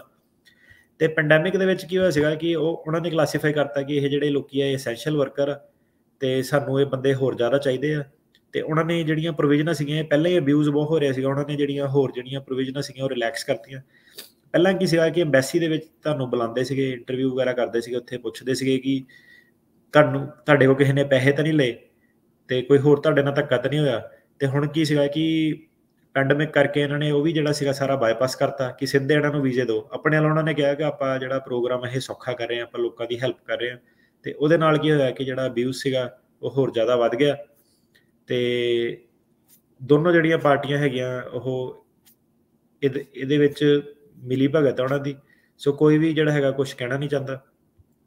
ਤੇ ਐਂਡ ਦੇ ਵਿੱਚ ਜਿਹੜਾ ਸੀਗਾ, ਜੇ ਇਹਨੂੰ ਹੁਣ ਸਾਰੇ ਕਾਸਿਆਂ ਨੂੰ ਕਨਕਲੂਡ ਕਰੀਏ, ਤੇ ਡਿਆਗੋ ਤੇ ਜਦੋਂ ਮਾਰੀਓ ਤੋਂ ਉਹਨਾਂ ਨੇ ਪੁੱਛਿਆ ਕਿ ਕਿਉਂ ਤੁਸੀਂ ਗਏ ਸੀਗੇ, ਤਾਂ ਉਹ ਕਹਿੰਦਾ ਕਿ ਉਦੋਂ ਇਦਾਂ ਦੇ ਹਾਲਾਤ ਸੀਗੇ ਕਿ ਤੁਹਾਨੂੰ ਲੱਗਦਾ ਉਹ ਵਾਲੇ ਦੇਸ਼ਾਂ 'ਚ ਬੈਠੇ ਕਿ ਇਦਾਂ ਦੀਆਂ ਓਪਰਚੁਨਿਟੀਆਂ ਜਿਹੜੀਆਂ ਦੁਬਾਰਾ ਨਹੀਂ ਕਦੀ ਮਿਲਣੀਆਂ, ਕਿ ਅਮਰੀਕਾ ਪੱਕੇ ਤਰੀਕੇ ਜਾਣ ਦਾ ਬਣ ਰਿਹਾ, ਤੇ ਉਹਨਾਂ ਨੂੰ ਏਜੰਟ ਕਹਿੰਦਾ ਕਿ ਅੱਗੇ ਵੀ ਸ਼ਾਇਦ ਤੁਸੀਂ ਪੱਕੇ ਹੋ ਸਕੋ।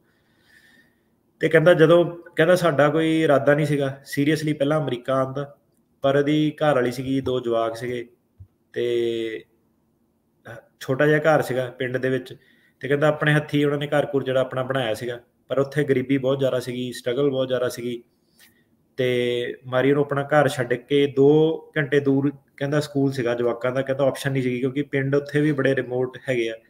ਤਾਂ ਕਹਿੰਦਾ ਆਪਾਂ ਸ਼ਹਿਰ ਦੇ ਵਿੱਚ ਚੱਲ ਗਏ, ਉੱਥੇ ਦੁਬਾਰਾ ਫਿਰ ਕੰਮਕਾਰ ਜਿਹੜੇ ਕੀਤੇ, ਤੇ ਦੋਨਾਂ ਘਰ ਵਾਲੀ ਨੂੰ ਕੰਮ ਕਰਨਾ ਪਿਆ। ਫਿਰ ਕਹਿੰਦਾ ਜਦੋਂ ਰਿਕਰੂਟਰ ਆਇਆ, ਉਹ ਕਹਿੰਦਾ ਉੱਥੇ ਸਕੂਲ ਵਗੈਰਾ ਵੀ ਫ੍ਰੀ ਹੁੰਦੇ ਆ ਅਮਰੀਕਾ 'ਚ, ਇੱਦਾਂ ਦਾ ਤੁਹਾਨੂੰ ਉੱਥੇ ਪੈਸੇ ਬੜੇ ਬਣ ਜਾਣੇ, 4-5 ਸਾਲ ਰਹੋ ਤੁਸੀਂ ਮੈਕਸੀਕੋ 'ਚ, ਘਰ ਬਣਾ ਸਕਦੇ ਆ।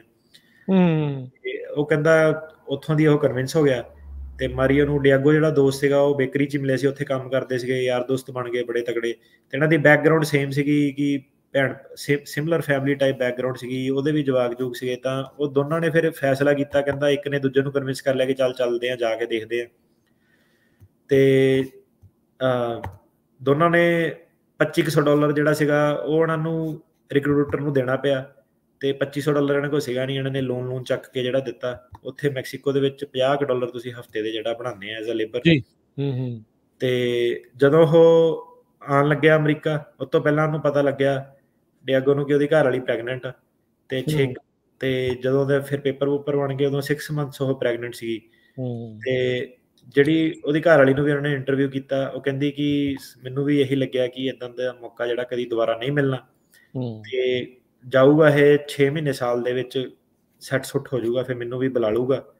ਤੇ 2018 ਦੀ ਮਈ ਦੇ ਵਿੱਚ ਆਇਆ ਸੀਗਾ ਇਹ ਡਿਆਗੋ ਤੇ ਮਾਰੀਓ ਨੇ ਜਦੋਂ ਛੱਡਿਆ, ਪਾਸਪੋਰਟ ਇਹਨਾਂ ਦੇ ਕੋਲ ਆ ਗਏ, ਵੀਜ਼ਾ ਮਿਲ ਗਿਆ। ਤੇ ਇਹਦੀ ਘਰ ਵਾਲੀ ਕਹਿੰਦੀ ਕਿ ਜਦੋਂ ਇਹ ਛੱਡਣ ਆਈ ਬੱਸ ਸਟੈਂਡ ਤੇ, ਉਦੋਂ ਕਾਫੀ ਰੋਣ ਲੱਗ ਪਈ, ਇਮੋਸ਼ਨਲ ਹੋ ਗਈ। ਕਹਿੰਦੀ ਮੈਂ ਆਪਣੇ ਆਪ ਨੂੰ ਕੰਟਰੋਲ ਕੀਤਾ, ਮੈਂ ਕਿਹਾ ਚੱਲ ਜਵਾਕਾਂ ਦੇ ਫਿਊਚਰ ਦੀ ਗੱਲ ਆ, ਸ਼ਾਇਦ ਸਹੀ ਰਹੂਗਾ। ਤੇ ਕਹਿੰਦੀ ਜਦੋਂ ਫਿਰ ਬੱਸ ਉਹਨੇ ਫੜੀ, ਤੇ ਕਹਿੰਦੀ ਉਦੋਂ ਉਹਨੇ ਹੀ ਮੈਨੂੰ ਕਿਹਾ ਕਿ ਸਾਡੇ ਇਹ ਫੈਮਿਲੀ ਦੇ ਫਿਊਚਰ ਦੇ ਲਈ ਵਧੀਆ ਵਾ। ਤੇ ਕਹਿੰਦੀ ਕਿ ਮੈਂ ਸੋਚਿਆ ਕਿ ਕੋਈ ਨਹੀਂ, ਇਹ ਜਿਹੜੀ ਸੈਪਰੇਸ਼ਨ ਆ ਮੈਂ ਨਾਰਮਲ ਆ, ਜਿਹੜਾ ਜਵਾਕ ਆ ਕੋਈ ਨਹੀਂ, ਮੈਂ ਇਕੱਲੇ ਪੈਦਾ ਹੋ ਜਾਊਗਾ ਇੱਥੇ, ਤਾਂ ਬਾਪੂ ਉੱਥੇ ਜਿਹੜਾ ਪੱਕਾ ਹੋ ਜਾਵੇ, ਹਸਬੈਂਡ ਉਹਦਾ ਪੱਕਾ ਹੋ ਜਾਵੇ, ਤਾਂ ਫਾਈਨੈਂਸ਼ੀਅਲ ਜਿਹੜੀ ਉਹਨਾਂ ਦੀਆਂ ਪ੍ਰੋਬਲਮ ਸਾਰੀਆਂ ਦੂਰ ਹੋ ਜੂਗੀਆਂ, ਤੇ ਫਿਰ ਇਹ ਵਾਪਸ ਆ ਜਾਊਗਾ। ਪਰ ਕਹਿੰਦੀ ਅਜੇ ਤੱਕ ਇਹ ਵਾਪਸ ਨਹੀਂ ਆਇਆ। ਸੋ ਵਾਪਸ ਇਸ ਲਈ ਨਹੀਂ ਆਇਆ ਕਿ ਉਹ ਲੋਨ ਲੈ ਕੇ ਗਿਆ ਸੀਗਾ, ਉਹਦੇ ਉਹਨਾਂ ਨੇ ਪੈਸੇ ਮਾਰ ਲਏ, ਤੇ ਉਹ ਹੈਗਾ ਨੈਗੇਟਿਵ ਡੈਟ ਦੇ ਵਿੱਚ, ਤੇ ਉਹ ਹੁਣ ਵਾਪਸ ਜਾ ਨਹੀਂ ਸਕਦਾ ਉੱਥੇ, ਕਿਉਂਕਿ ਉੱਥੇ ਕੋਈ ਚਾਂਸ ਹੀ ਨਹੀਂ ਹੈਗਾ ਜੇ ਬੰਦਾ ਕਮਾਉਂਦਾ ਹੀ ਉੱਥੇ $50 ਹਫਤੇ ਦੇ। ਸੋ ਉਹ ਜਿਹੜਾ ਸੀਗਾ ਇਹ ਲੇਬਰ ਸਕੈਂਡਲ ਦੇ ਵਿੱਚ ਫਸਿਆ ਹੋਇਆ, ਤੇ ਇਹਦੇ ਵਿੱਚ ਹੁਣ ਕਾਫੀ ਨਾਨ ਪ੍ਰੋਫਿਟ ਵਗੈਰਾ ਸੰਸਥਾ ਵਗੈਰਾ ਉਹਨਾਂ ਨੇ ਆਵਾਜ਼ ਚੱਕੀ ਆ। ਤੇ ਜਿਹੜੀ ਮੈਕਸੀਕੋ ਤੇ ਅਮਰੀਕਾ ਦੀ ਸਰਕਾਰ ਆ, ਜਦੋਂ ਉਹ ਦੇਖਦੀ ਇਦਾਂ ਦੇ ਹੁਣ ਉਹਨਾਂ ਦੇ ਇਮੇਜ ਦੀ ਗੱਲ ਆ, ਤੇ ਉਹਨਾਂ ਨੇ ਕਿਹਾ ਕਿ ਆਪਾਂ ਇਹਨਾਂ ਤੇ ਕੋਈ ਐਕਸ਼ਨ ਲਵਾਂਗੇ, ਕਾਰਵਾਈ ਪਾਵਾਂਗੇ। ਇਲੈਕਸ਼ਨ ਦਾ ਟਾਈਮ ਹੈ, ਸਾਰਾ ਖਬਰਾਂ ਅੱਜ ਸਾਰੀਆਂ ਇਲੈਕਸ਼ਨ ਦੇ ਰਿਲੇਟਡ ਸੀਗੀਆਂ। ਸੋ ਦੇਖੋ, ਸਾਰਿਆਂ ਨੂੰ ਪਤਾ ਹੀ ਆ ਕਿ ਕਿੰਨੀ ਕੁ ਕਾਰਵਾਈ ਪਾਉਗੇ ਜਾਂ ਨਹੀਂ ਪਾਉਗੇ। ਇੱਕ ਲੈਵਲ ਤੇ ਦੇਸ਼ ਬੜਾ ਵਧੀਆ ਤਰੀਕੇ ਨਾਲ ਫੰਕਸ਼ਨ ਚੱਲਦਾ, ਆਪਾਂ ਆਪਣੇ ਦੇਸ਼ਾਂ ਦੀ ਕਈ ਵਾਰੀ ਨਿੰਦਿਆ ਕਰ ਦਿੰਦੇ ਆ ਕਿ ਯਾਰ ਇੱਥੇ ਸਿਸਟਮ ਨਹੀਂ ਵਧੀਆ, ਅਮਰੀਕਾ ਵਗੈਰਾ 'ਚ ਸਿਸਟਮ ਬੜੇ ਵਧੀਆ, ਪਰ ਇੱਥੇ ਜਿਹੜੀ ਕਰਪਸ਼ਨ ਆ ਉਹ ਬੜੇ ਹੋਰ ਲੈਵਲ ਦੀ ਆ, ਬੜੀ ਆਰਗੇਨਾਈਜ਼ਡ ਕਰਪਸ਼ਨ ਆ। ਇੱਕ ਆਮ ਸਧਾਰਨ ਬੰਦੇ ਨੂੰ ਉਹ ਫਰਕ ਨਹੀਂ ਪਾਉਂਦੀ, ਪਰ ਇਦਾਂ ਕਿ ਜਦੋਂ ਵੱਡੇ ਅਦਾਰੇ ਬਿਜ਼ਨਸਮੈਨਾਂ ਦੀ ਬੋਟਮ ਲਾਈਨ ਦੀ ਗੱਲ ਆਵੇ, ਤਾਂ ਫਿਰ ਇਦਾਂ ਕਿ ਫਿਰ ਪਤਾ ਲੱਗਦਾ ਕਿ ਕਰਪਸ਼ਨ ਇੱਥੇ ਵੀ ਐਗਜ਼ਿਸਟ ਕਰਦੀ ਆ, ਬਸ ਉਹਦੇ ਲੈਵਲ ਹਾਈ ਆ। ਬਿਲਕੁਲ। ਸੋ ਬਿਲਕੁਲ ਰਣਨੀ ਟਿਰਗਿਆਣਾ ਜੀ, ਸੋ ਦੇਖੋ ਇਹਨਾਂ ਦੀ ਜਿਹੜੀ ਇਹ ਸਟੋਰੀ ਜਿਹੜੀ ਉਹ ਦੱਸੀ ਆ ਵੀ ਕਿੱਦਾਂ ਵਿਚਾਰਾ ਕੀ ਆਸਾਂ ਉਮੀਦਾਂ ਦੇ ਨਾਲ ਆਉਂਦਾ, ਤੇ ਕੀ ਕੁਛ ਜਿਹੜਾ ਉਹ ਬਣ ਜਾਂਦਾ ਆ। ਤੇ ਜੇ ਤੁਹਾਨੂੰ ਇੱਕ ਹਿਸਾਬ ਦੇ ਨਾਲ ਕਹਿ ਲਓ ਵੀ ਤੁਹਾਡਾ ਮਾੜੇ ਤਰੀਕੇ ਦੇ ਨਾਲ ਤੁਹਾਡੀ ਦੁਰਵਰਤੋਂ ਜਿਹੜੀ ਉਹ ਕਰ ਲਈ ਜਾਵੇ, ਕਿੱਥੇ ਦਾ ਕਿੱਥੇ ਜਿਹੜਾ ਉਹ ਬੰਦਾ ਪਹੁੰਚ ਜਾਂਦਾ। ਇਹ ਇਹਨਾਂ ਦੀ ਨਹੀਂ, ਹੋਰ ਪਤਾ ਨਹੀਂ ਕਿੰਨਿਆਂ ਦੀ ਇੱਦਾਂ ਦੀ ਜਿਹੜੀ ਸਟੋਰੀ ਆ ਉਹ ਹੋ ਸਕਦੀ ਆ। ਬਾਕੀ ਬਹੁਤ ਸਾਰੇ ਜਿਹੜੇ ਨਾ 11 ਮਈ ਵਾਲੀ ਅਪਡੇਟ ਪੁੱਛ ਰਹੇ ਆ, ਪ੍ਰੋਗਰਾਮ ਨੂੰ ਦੁਬਾਰਾ ਸੁਣ ਲਿਓ, ਉਹਦੇ ਵਿੱਚ ਅਸੀਂ ਆਲਰੇਡੀ ਇਹ ਡਿਸਕਸ ਜਿਹੜਾ ਉਹ ਕਰ ਚੁੱਕੇ ਆ ਵੀ ਕਿੱਦਾਂ ਜਿਹੜਾ ਉਹ ਹੈਗਾ। ਬਾਕੀ ਇਹ ਆ ਵੀ ਦੇਖੋ, ਜਿਹੜਾ ਕੰਮ ਕਰਵਾ ਰਿਹਾ ਉਹ ਵੀ ਸੱਚਾ ਰਵੇ, ਜਿਹੜਾ ਕੰਮ ਕਰ ਰਿਹਾ ਉਹ ਵੀ ਸੱਚਾ ਰਵੇ, ਦੋਨੋਂ ਇੱਕ ਦੂਜੇ ਦੇ ਪ੍ਰਤੀ ਸਹੀ ਤਰੀਕੇ ਦੇ ਨਾਲ ਚੱਲਣ, ਤਾਂ ਨੌਬਤਾਂ ਜਿਹੜੀਆਂ ਇੱਦਾਂ ਦੀਆਂ ਘੱਟ ਆਉਂਦੀਆਂ। ਪਰ ਆਪਾਂ ਨੂੰ ਪਤਾ ਵੀ ਲਾਲਚੀ ਕਿਸਮ ਦੇ ਇਨਸਾਨ ਬਹੁਤ ਨੇ, ਆਪਾਂ ਨੂੰ ਇਹ ਜਿਹੜੇ ਵਾਟਰਸ ਆ ਬਹੁਤ ਧਿਆਨ ਦੇ ਨਾਲ ਟਰੈਡ ਕਰਨੇ ਪੈਂਦੇ ਆ। ਸੋ ਮਜਬੂਰੀ ਦਾ ਫਾਇਦਾ ਕਿਸੇ ਦਾ ਚੱਕਣਾ ਉਹ ਇਵੈਂਚੁਅਲੀ ਉਹ ਤੁਹਾਡਾ ਇੱਥੇ ਨਿਕਲ ਜਾਂਦਾ ਹੁੰਦਾ ਆ। ਉਹ ਗੱਲ ਤੁਹਾਡੇ ਨਾਲ ਨਹੀਂ ਜਾਂਦੀ। ਇੱਦਾਂ ਕਹਿ ਲਓ ਵੀ ਜਿਹੜੀ ਮਾੜੀ ਤਰੀਕੇ ਦੇ ਨਾਲ ਕੀਤੀ ਕਮਾਈ ਆ ਉਹਦਾ ਭੁਗਤਾਨ ਤੁਹਾਨੂੰ ਇੱਥੇ ਇਵੈਂਚੁਅਲੀ ਕਰਕੇ ਹੀ ਜਾਣਾ ਪੈਂਦਾ ਹੁੰਦਾ। ਸੋ ਨਾ ਕਿਸੇ ਦਾ ਹੱਕ ਮਾਰੋ, ਅਤੇ ਜਿਹੜਾ ਹੱਕ ਬਣਦਾ ਆ ਉਸ ਨੂੰ ਹੱਕ ਜਿਹੜਾ ਉਹ ਤੁਸੀਂ ਜ਼ਰੂਰ ਦਿਓ। ਅਤੇ ਟਰਨੀ ਟੇਕੇੜਾ ਜੀ, ਥੈਂਕ ਯੂ, ਧੰਨਵਾਦ, ਬੜੀ ਮਿਹਰਬਾਨੀ ਆ। ਅਤੇ ਸੋਤੇ ਇੱਕ ਵਾਰੀ ਫਿਰ ਦੱਸ ਅੱਜ ਕਾਲ ਜਿਹੜੀ ਉਹ ਨਹੀਂ ਲੈ ਸਕਾਂਗੇ। ਅਗਲੇ ਵੀਕ ਨੂੰ ਜਿਹੜਾ ਕਾਲਸ ਆਪਾਂ ਉਹ ਫਿਰ ਲਵਾਂਗੇ, ਗੱਲਾਂ ਬਾਤਾਂ ਜਿਹੜੀਆਂ ਉਹ ਕਰਾਂਗੇ। ਟਰਨੀ ਟੇਕੇੜਾ ਜੀ ਬਹੁਤ ਧੰਨਵਾਦ, ਬੜੀ ਮਿਹਰਬਾਨੀ, ਸਤਿ ਸ਼੍ਰੀ ਅਕਾਲ ਜੀ, ਮਿਲਦੇ ਹਾਂ ਸਾਰਿਆਂ ਨੂੰ। ਇੱਥੇ ਪ੍ਰੋਗਰਾਮ ਦੀ ਸਮਾਪਤੀ ਆ। ਮੇਰੇ ਵੱਲੋਂ ਵੀ ਸਭ ਨੂੰ ਪਿਆਰ ਭਰੀ ਸਤਿ ਸ਼੍ਰੀ ਅਕਾਲ। ਸੁਣਦੇ ਰਹੋ, ਦੇਖਦੇ ਰਹੋ ਪੰਜਾਬੀ ਰੇਡੀਓ USA।